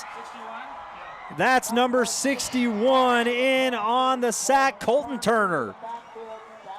And look at this hit. Johnson, he's escaped multiple times before, but Turner with the closing speed doesn't even give him a chance, and everything that could go wrong has gone wrong. Nothing's really even gone that wrong. The offense has just absolutely stalled for Snow Canyon, and now they face a 3rd and long with their team down 1, 3 minutes, 42 seconds left on the Nets on Fire clock. Pineview finally woke up from their daydream. It's 3rd and 16. Snow Canyon hoping to wake up from theirs. They need something big, at least to make it a manageable 4th down. Here's Johnson. Pineview brings a little bit of pressure. Johnson's going to overthrow. Collison has it. Collison up the left sideline. He's going to get all the way inside the 10 before he is forced out of bounds. Pineview with the pick, and all of a sudden they're in the red zone. This is shaping up for what could be, what should be, a Panthers victory unless Snow Canyon's defense can make a miracle happen. Johnson's only thrown 10 picks all of the year. There's number 11, and it comes at a costly time for the Snow Canyon Warriors. Johnson faced some pressure, wanted to get rid of it, had a man downfield, but I think there was some confusion. It looked like a comeback route. Yeah, well, let's get a good look at it here. Thanks to CEC TV, we can. Johnson threw that. Ooh. And maybe just a little early. Panic ball right there. And Johnson was the one who forced Collison out of bounds. What a major pick for Byron Collison. Here's Woods. Pineview has to be careful with the football now. Adams has big, strong arms. Chances of him fumbling one not overly high, and he's able to pick up 6 yards there for Pineview. And I remember saying Keith Adams might be a leading rusher in Region 10 because I could have seen Pineview had the lead at the end of the game and just giving it to Keith, and now they're in that exact situation, and it's kind of a nightmare for the Warriors as they haven't been able to stop Keith Adams all game. No, they have not. Keith Adams, Turner Williams have been the dynamic duo when it comes to rushing yardage for this Pineview team. Now it's Williams in the gun. He'll fake it to Adams, keep it himself. Met by a Warrior, bounces off him. Nearly got to the outside before being corralled and brought down by Mendenhall. So this is going to be a 3rd and 1, maybe not even the full yard length, but interesting call here. Perhaps if the Panthers get stopped, they kick a field goal and they would go up 4. A burden on the Snow Canyon defense shoulders right now. Whether they kick a field goal, whether they go for it, you just prefer to get a stop in the backfield and make it 4th down and make them decide that. Pineview, though, of course, looking for the first. They want to extend this thing as long as they can. Adams ends up with the football and ends up with the 1st down inside the 10, and that was a pretty unique play call right there. I like it. It was. It's something I like to do in NCAA. Call a run play up the middle, but then just bounce it outside where there's nobody. All the linebackers get sucked into the middle, and Keith Adams just popped out and found a hole. And with that fabulous Freddie's 1st down, that sure looks like the game. It's a fresh set of downs, a minute 28 over there on the Nets on Fire clock. They can end it here. Turner Williams almost gave it to Adams, keeps it himself up the middle. He'll be dropped, but he's inside the 5-yard line. And that Nets on Fire clock, Jake, it's tick, tick, tick, and finally stops at a minute 11. And the Warriors defense is tasked with the tough task of being able to give the offense another opportunity after that Hunter Johnson pick. And that was a costly one. I would want to know what the exact route of the receiver is. If I had to guess, it would have been a 10-yard comeback. Now, sometimes you come back on the inside. Sometimes you come back on the outside. Maybe there was that confusion as it looked like the receiver kind of was still breaking on the outside, as you see the replay here once again. But that ball was thrown to the inside right there, and just stepped up, made a great play. Just kind of floated out there, too. Warner wasn't really in the vicinity of where the ball was going. Whatever it was, I'd put good money on it being a miscommunication one way or another. And now, 2nd down upcoming on the 4-yard line. Pineview can ice it with a touchdown. See what the Panthers draw up here. We've seen Woods under center. We've seen Woods in the gun. We've seen Turner Williams in the gun. Keith Adams has been able to run the football so effectively tonight, you'd think 4 yards would be nothing for him. Same with Turner Williams. Williams in at quarterback. Taking the snap, here's Adams, and he is untouched. Not a single Warrior in the vicinity. Not a single Warrior there. Keith Adams literally could have walked into the end zone there. Touchdown, Pineview, Keith Adams, rushing touchdown number 3. I would have said it if I had time before the play was snapped, but your free safety was way too far back there on that play. It was obvious it was going to be a run play. You got to stack the line of scrimmage. A tough situation for Snow Canyon. They led it 28-15. Pineview has came all the way back, not in the 3rd quarter, in the 4th quarter. This entire turnaround has all been 4th quarter magic from Pineview. It was 28-15 at the end of the 3rd quarter. That's a 1-quarter swing for the Pineview Panthers. The snap of the fingers from the Region 10 football gods. The Panthers are on top, and I go back to that decision from the Warriors to not kick the field goal to put themselves up 16 when they were inside the 5-yard line. Now, you were right. Pineview didn't score right after they forced that turnover, but it gave the momentum on the defensive side of the football. And if Snow Canyon had 31 points on the board, this one would be looking a lot better, but instead they're down 8. Not only do you have to score a touchdown, you got to get the 2 as well. And if you're a Warriors fan, you might think all we need is a touchdown and a 2-point conversion. We can do that.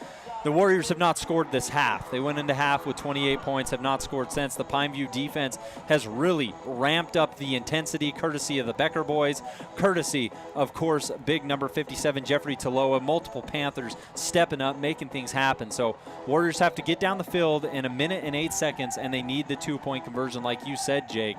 It's not over, not at all, but based on the way trends have been going, the Warriors definitely have an uphill climb here.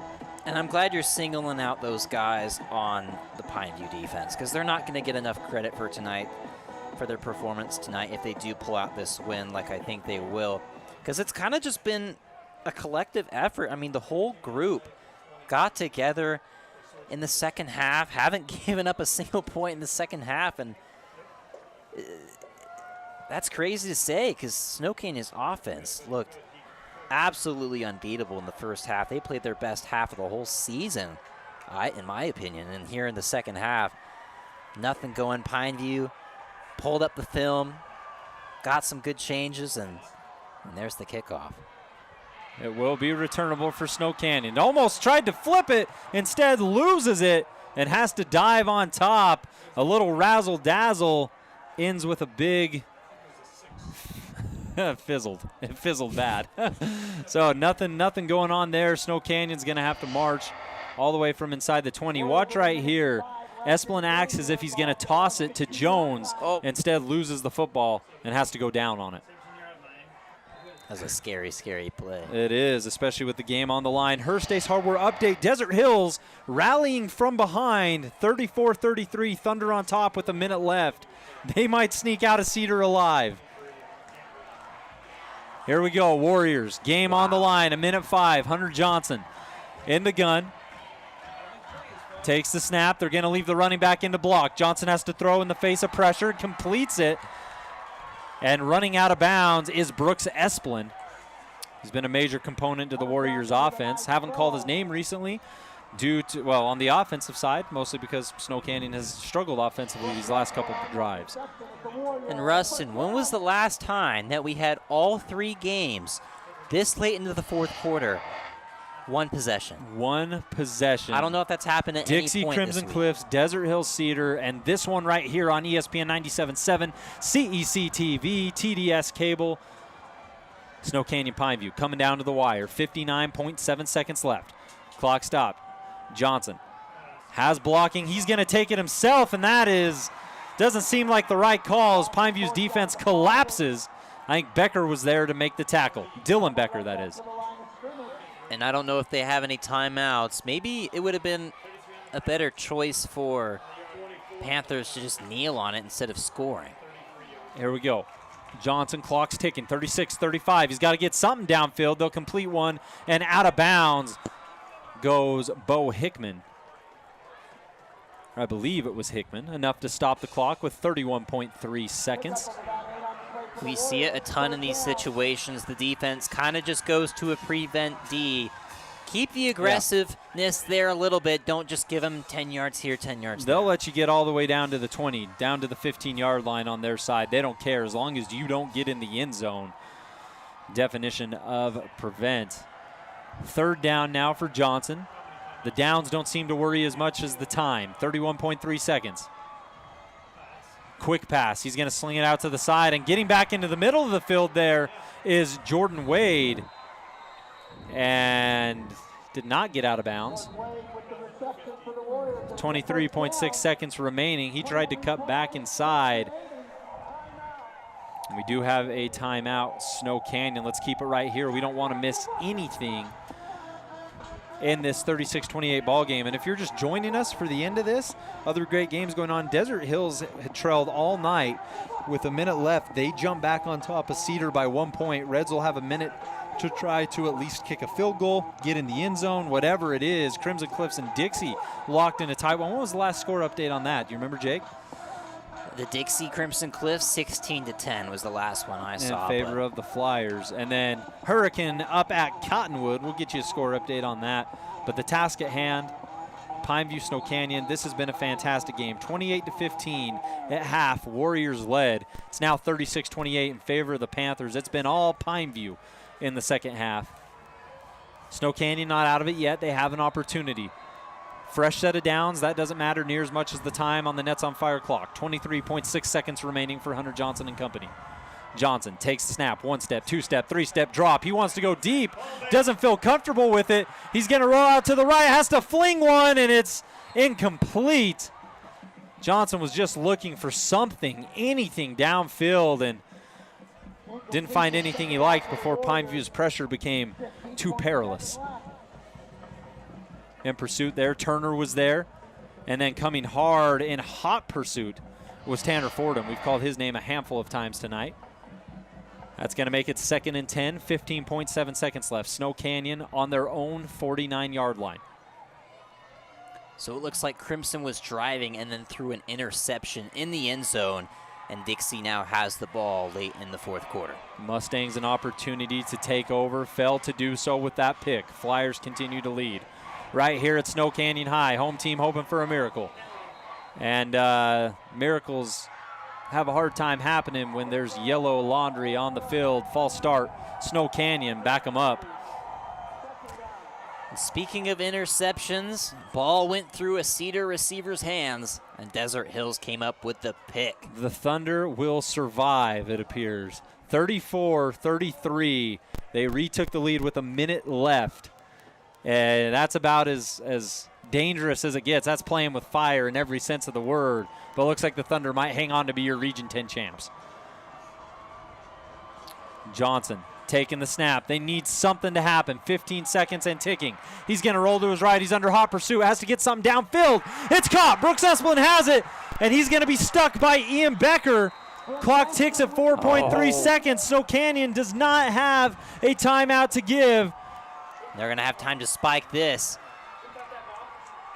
Esplin on the grab. There we go. 4, 3, 2. They will be able to spike it with 1.5 seconds left. We are going to have one last play here for Snow Canyon, all set up with Brooks Esplin catching it in the middle of the field. And a smart play from Esplin, recognized the clock situation, didn't try to stay on his feet for too long. Yeah. Caught the ball, had one guy in front of him, but kind of just went down with it.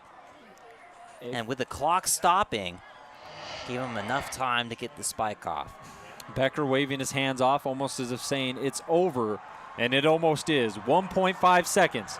Snow Canyon on their 23-yard line. Not quite in the red zone. They're going to have one last opportunity to make something happen. Here's Johnson dropping. Pineview wants to bring some heat. They're going to. Johnson has to force one. He's got his man. Touchdown, Snow Canyon. Brooks Esplin, number 22 with the grab. And this game ain't over yet. Buzzer beater. Wow, Hunter Johnson scrambled outside, threw it from his back leg. Perfect ball on the money on the post route to Esplin. Pineview brought heat. And it didn't matter. He finds the perfect spot to Esplin. Becker almost got there. He was oh so close to knocking that ball down. And now the moment that matters most, it's that two-point conversion. There was a mistake by Pineview. Could be their saving grace after this. The Warriors need a two-point conversion. Let's see what they draw up here. In the backfield right now. Looks like that's 31, Drake Kelly. Two receivers to the left, two to the right. Two-point conversion ties it and sends this game to overtime. The Warriors have fought back. Can they get it done? Here's Johnson with the snap. Throws to the right side. Caught! And it is going to be good. 2 points converted. Guess who? Number 22, Brooks Esplin. Tied ball game here at Snow Canyon High School. Look at Johnson. Has time. Perfectly ran route. Esplin in front of his man. That was Benjamin Beckstrom. He falls into the end zone. You ready for some overtime football, Jake? Oh, I'm so pumped.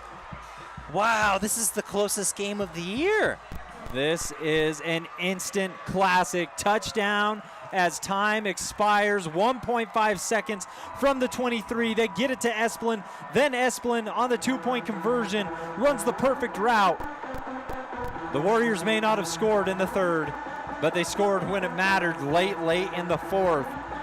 And momentum's gone back and forth. It was Snow Canyon, then it was Pineview. Now it's Snow Canyon again, and a lot of things will be determined right here in this overtime period for both these squads. I'm pinching myself and I'm not waking up. We're not in a movie. This is real life, folks. Going to OT. We have not had a lot of overtime games this year in Region 10. You got you one tonight here on ESPN 97.7 CEC TV. We are delighted we can be bringing it to you here over the airwaves through TDS. We're pumped. As the captains, Turner Williams, Pete Falanico, Ian Becker walking out, Fruity, Mendenhall, Wade, and Kelly for Snow Canyon. We'll walk to midfield in this critical overtime period. And if you wonder what's at stake well, chances are high Desert Hills is your Region 10 champ after tonight. But a lot of things left up for RPI format. Who goes where? Both these squads going into the game were tight. You have Pineview number 8 in RPI. Snow Canyon was number 9. Pineview was number 4 in Region 10. Snow Canyon was number 5. So still a lot to play for both these squads, hoping to maybe leapfrog a Logan or a Skyview or something along those lines. Skyview locked in a great battle with Green Canyon right now. Still lots of room to go up for both these squads. We've been treated to a ball game. We really have. I'm still kind of in shock of what's going on. I mean, there was twice in this game where I thought that this one was over. Once, kind of earlier in the third quarter in favor of the Warriors when it was 28-15 and they were moving the ball well into Pineview territory. I'll admit, I thought it was kind of over. And then when the Panthers had the ball with a 1-point lead, under a minute left, they chose to score. And I'll actually say in that situation, I would try to run out the clock rather than the score, because what you did is you scored really fast. You put 50 seconds left on the clock, and even without really many timeouts, Snow Canyon somehow got it done, and they forced overtime. Absolutely phenomenal performance. Neither team willing to give an inch. It's been back and forth all night. Both teams have had their highs. Both have had their lows, but it all comes down to OT. And we do have a final out there at Crimson Cliffs High. It's the Flyers sealing the deal with another interception. They had one in the red zone. They have another. Dixie's going to win that game 16-10 and take sole possession of the second spot in Region 10. I think that's the first pick Jace has missed in several weeks. He was close, though. He was close. He knew it would be a tight game. He told us that. Jake, of course, referring to our good friend Jace over on the Jace Sports Network. Happy young fellow who comes and helps us pick games on a week-to-week basis. Got a bright future in front of him. He's 8 years old. Is that correct? I think you're right. Crimson Cliffs Elementary. Yep.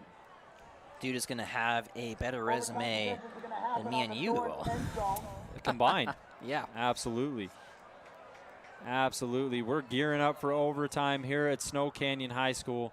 It's 36-36. And by the way, I know the game's not over yet, but guess what's on, Jake? The Holbrook Asphalt Big Score Dessert is on. And if you're wondering what the Holbrook Asphalt Big Score Dessert is, when your team scores 25 points or more, if you're Snow Canyon, if you're Pineview, you qualify. Go to Yogurtland after the game and ask for your free Holbrook Asphalt Big Score Dessert. That's 5 ounces of yogurt that Holbrook Asphalt pays for themselves over at Yogurtland. Proud supporters of Region 10 Athletics. We'd like to thank Holbrook Asphalt not only for their support, but for the free ice cream at Yogurtland. More points yet to be scored, you'd imagine, between both these squads. Turner Williams and Pineview will start on the 25-yard line, as is accustomed to in high school overtime. College rules? Pretty much. I mean, Pineview's going to get the ball here on the 25. Snow Canyon will then have an opportunity at the 25. We'll see how it goes here. Williams will give it to Keith Adams. If Pineview's got anything in their favor right now, it's the fact that their running backs can eat up yards in a hurry. They don't got to go downfield. They don't have to rely on some big passes here and there. You can give it to Adams. You can give it to Williams and let them go to work. And we see big Keith Adams go to work right there. On that Big Score Dessert, you have until midnight to get to Yogurtland. Way to check that out. I always wondered that. Adams with a little cut, untouched, what a move! Wow, he left the Snow Canyon defense in the dust. It looked like it might just be a quick moment where Adams might make one guy miss and then get hit. Look at this cut move. Whoop! Slips right by his guy, Keith Adams. I don't know if he knew when he made that cut that hole was going to be right there for him. And it was right there, wide open, untouched. It was only a matter of time before this Warriors defense started to wear down, and Keith Adams is just looking stronger and stronger out there. That is one thing, as the Simply Wisdom kick is up and through to make it 42-36 Pineview. That's one thing that we knew the Panthers had running for them. The Warriors, great passing game, but in short field situations, you almost have a really good running game, and that's what the Panthers have. So this is huge now. Good, big possession. I think if you're gutsy and you score a touchdown here, If you're Snow Canyon, do you go for 2? That's a good question. I think Snow Canyon's going to we'll see. I'm interested to see what the Warriors do to get it into the end zone. Johnson was so great, but he was able to work with a big field when he was throwing the football on that last drive. In short field situations, he struggled a little bit here in the second half. So let's see what Snow Canyon draws up here. They're down 42-36 in this overtime period. It was Keith Adams with a cut and run into the end zone. And now it's do or die if you're the Snow Canyon Warriors. 1st and 10 from the 25. They'll swing it out. Jensen, double play. There it is. Jensen's going deep. And Collison had coverage. They're going to say Collison got it. It's out of bounds. Collison on the coverage forces it incomplete. He was looking for Wade. Now, Rustin, do you remember what I said after the very first play of the game? I said, watch out for that play. That play looks like it could be turned into a receiver double pass, and there you saw. There it is. You did say that, and with that replay slowed down, that is tough. But doesn't matter now. We can whine about it. We can complain about it. They say can't incomplete. Overturn it now, right? No, they cannot. Not here at the high school level. Utah 4A Region 10 football. 2nd and 10. Hunter Johnson.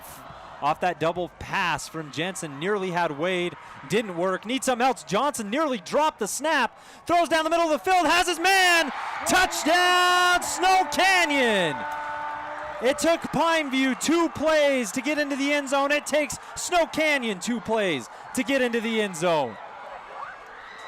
Your last 2 big passes for Hunter Johnson have been on post routes around the seam on the field, and they've been open and on the money there. And that's Jake Hill on the reception. We have not called Jake's name a ton in the receiving game tonight. And there it is when it matters most. Russ, and I think they're doing it. I think they're going for 2. You think so? They're huddled up. Big decision here. You got to do it. The longer the game goes, the longer it favors Pineview, who has the better roster. Certainly has the better run game right now, no doubt. And they are. Here we go, 2-point conversion try.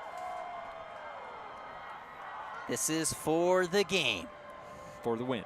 Johnson has Jensen behind him. Big play. Pineview's going to be pressured. Johnson's going to have to hurry.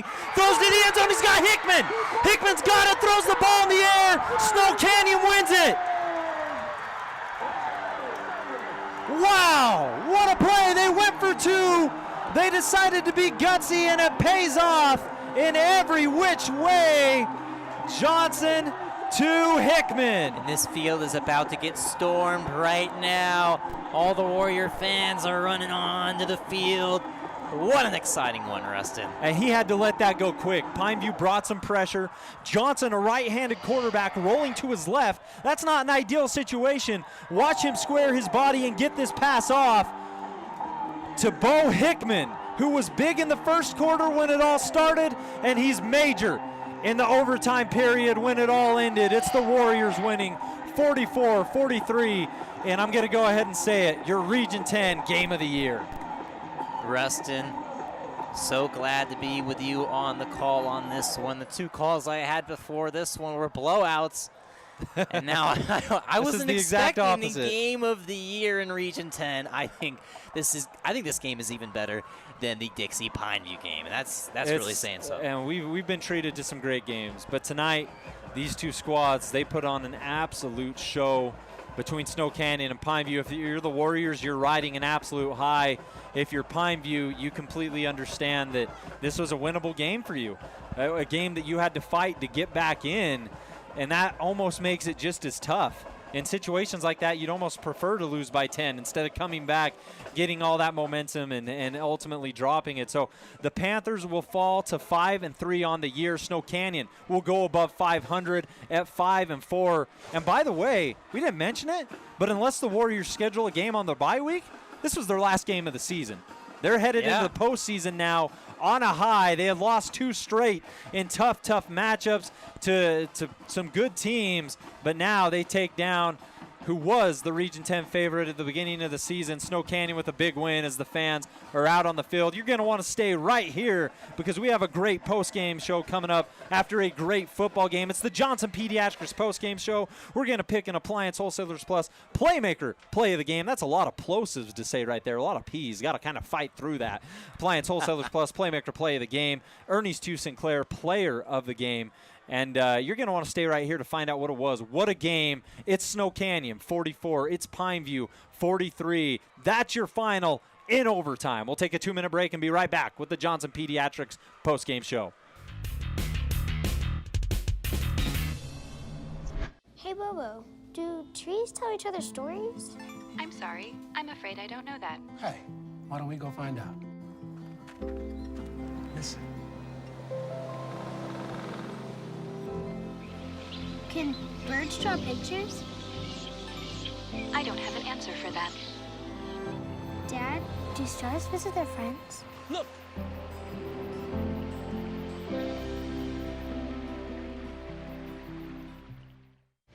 For over a century, Dixie State University has been shaping the trailblazers of tomorrow by providing a culture of active learning, active life.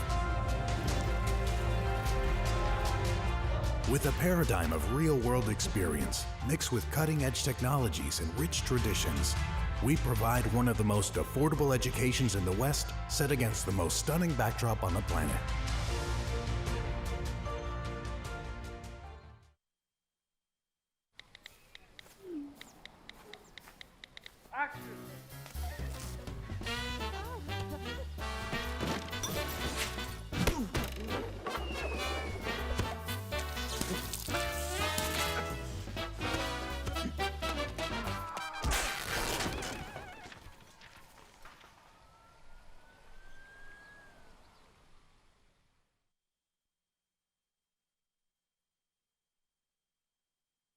Where do you find the titans of classical music in St. George?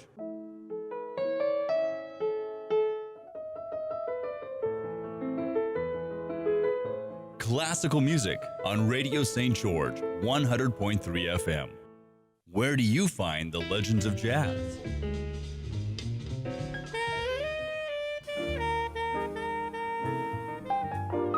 Evenings on Radio St. George, 100.3 FM.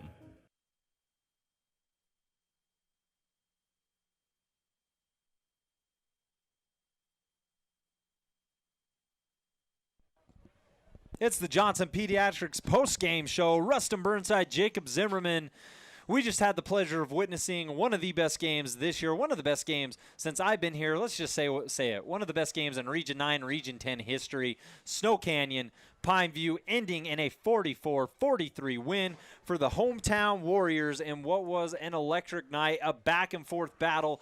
Punches thrown here, punches thrown there. Not literally, of course. We're talking about on the football field itself, and that was just a fun game. My adrenaline's still pumping. How you feeling, Jake? My gosh, this is how I felt running back to do the halftime show with you after getting the bathroom break in at the half. I sprinted all the way back, and this is the same exact feeling, even though I haven't moved from my chair.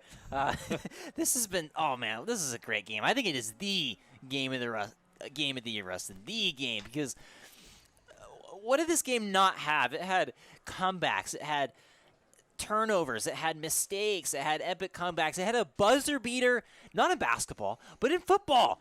Yeah. 1.5 seconds left on the clock. We'll call it the play of the game here in a sec, but that connection to Brooks Esplin. Brooks Esplin was everywhere tonight. Will Warner. Both sides just had guys show up and show out, and honestly, I'm impressed. I was not expecting these level of athletes to come out here and show me what they showed me tonight. I mean, I recognize the names, but when you see them out there actually running on the field, it looked like some of these guys unlocked a new level of speed tonight. And just from the eye test, the funnest game of the year. Absolutely. I couldn't agree with you more there. It's the Warriors 44, Pineview 43 in overtime. That is your final. Welcome you in to the Johnson Pediatrics postgame show. Dr. Cody Johnson and his staff make your kids feel right at home. See why so many people are choosing Johnson Pediatrics. Call them at 628-0511, 628-0511, and ask for the new patient special. This is one of those games where I can slowly start to see my voice, not see. You can't see your voice. That's not a real thing. Well, with the amount of adrenaline here tonight, it might be. Or you can start to feel your voice starting to go down on you. And right now, we're going to power through it here for our post-game show, thanks to Johnson Pediatrics. Let's give you a quick recap of how all the scoring went down. And for our TV audience, the best way we can do that is via highlights. If we got highlights right now on CCTV, let's roll them, Jake. Here's Hunter Johnson in the red zone. This was the game winner. This was the play. Bo Hickman, 2-point conversion to end it all. Johnson having to square himself on that last pass to end it. Earlier in the game, how we got to this point, it was Sawyer Woods going up top, finding Turner Williams in the middle for a really solid grab. Found him a couple times there tonight. He sure did. Here's the deep ball from Woods, complete. Had Moten. Moten, not a ton of action tonight, but that one was huge. Moten kind of hung in the air there. This drive would lead in a Sawyer Woods QB sneak up the middle. Pineview started to get back into it, and they got it done on the defensive side. There was an awesome sack from number 61, Colton Turner, getting in there. Snow Canyon was rattled. They were bothered, and then Collison had the pick on the left sideline. And right here, this game almost felt as if it was over. It felt like it was over, but sure enough, the Panthers scored a little too quickly. Adams walked in untouched. Crazy to say a little too quickly with a minute left, and that's what was left. Johnson scrambling for his life, had to get it done. Found Brooks Esplin, who set it up with 1.5 seconds on the 23-yard line. Here's the play that got us to overtime. Johnson rolling to his left, squares his body, throws. Becker can't get there. He's just the tiniest bit too late. Esplin controls it, and here's the 2-point conversion. It's right Esplin. There, complete to Esplin. That buzzer beater, though, was insane. And here's Overtime. the handoff. Adams took it himself and scored, but they did not go for two. But the Warriors did, following this touchdown. Deep, complete to Jake Hill on the Hill. reception. And here it is one more time. It's definitely worth showing you again. Bo Hickman, as Johnson has to square himself as he rolls to his left. That was it. That was your ball game. Hunter Johnson getting it done right there. 44-43 is the final. This was such a, let's just say it one more time, and then we'll be done saying it, okay? This was a fantastic ball game. That's what we're going to go with in this Warriors game. Let's jump into some awards here. Well, first, let's get you some statistics, because I really feel like this is a game worth going over the stats on. We talked about it. Phenomenal players on both sides of the ball, getting it done from all angles. You had Turner Williams on one end, Keith Adams on one end, and then you have Brooks Esplin and Hunter Johnson on the other. It was just a performance where you could look at so many players and say, that's my Ernest 2 Sinclair player of the game. But I'm going to give you time to think about it as we go over these statistics, because, Jake, you're going to have to make that tough pick of the night. In this final game, looking at the stats, starting off with Pineview, their leader Sawyer Woods, 11 of 16, 141 yards, and a passing touchdown to Turner Williams. Keith Adams, 22 carries, 157 yards, and 4 scores for big number one. It was a fantastic night for him that ends up in a tough loss for his team. Turner Williams, 4 grabs, 64 yards, and a touchdown. His impact was significantly limited there in the second half when Snow Canyon made a much bigger focus to get to him, and that's when Keith Adams turned it up. Turner Williams had that big first half. Keith Adams had the big second half.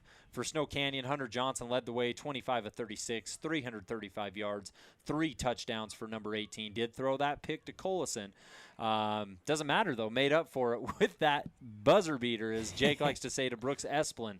He also had 12 carries, 78 yards, and a score. And the last time we checked in the third quarter, he had 76 yards, which means Johnson wasn't running the football a whole lot. He won that game with his arm. Brooks Esplin, 4 grabs, 118 yards, 2 touchdowns receiving, and he also had a jet sweep that he took into the end zone. 3 total touchdowns for Brooks Esplin, and the cherry on top, 2-point conversion at the end of regulation to send us to overtime.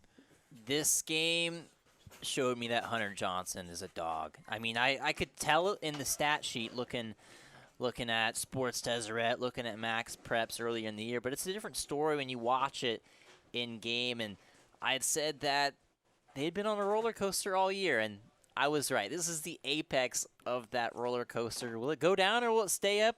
Who knows what's going to happen in the future of this season for the Warriors, but as of right now, tonight, Hunter Johnson took over, and he put the team on his back and found Brooks Esplin a couple of times as well. He did. Absolutely. The Warriors they had a comfy lead, 28-15 at half. Pineview stormed back, made it 36-28, and it was the Warriors who had to fight from behind, and they had just enough to get it done in this Snow Canyon victory. Let's jump to it, man. Let's get to our awards. You had time to think on these? Because there are so many things. Let's get the obvious one out of the way, the one you didn't have to think on as much. The Appliance Wholesalers Plus Playmaker Play of the Game. Check out AWP. It's easier than you think to buy direct and save at Appliance Wholesalers Plus, the #1 playmaker in the appliance business, open to the public across the freeway from the Bloomington Walmart.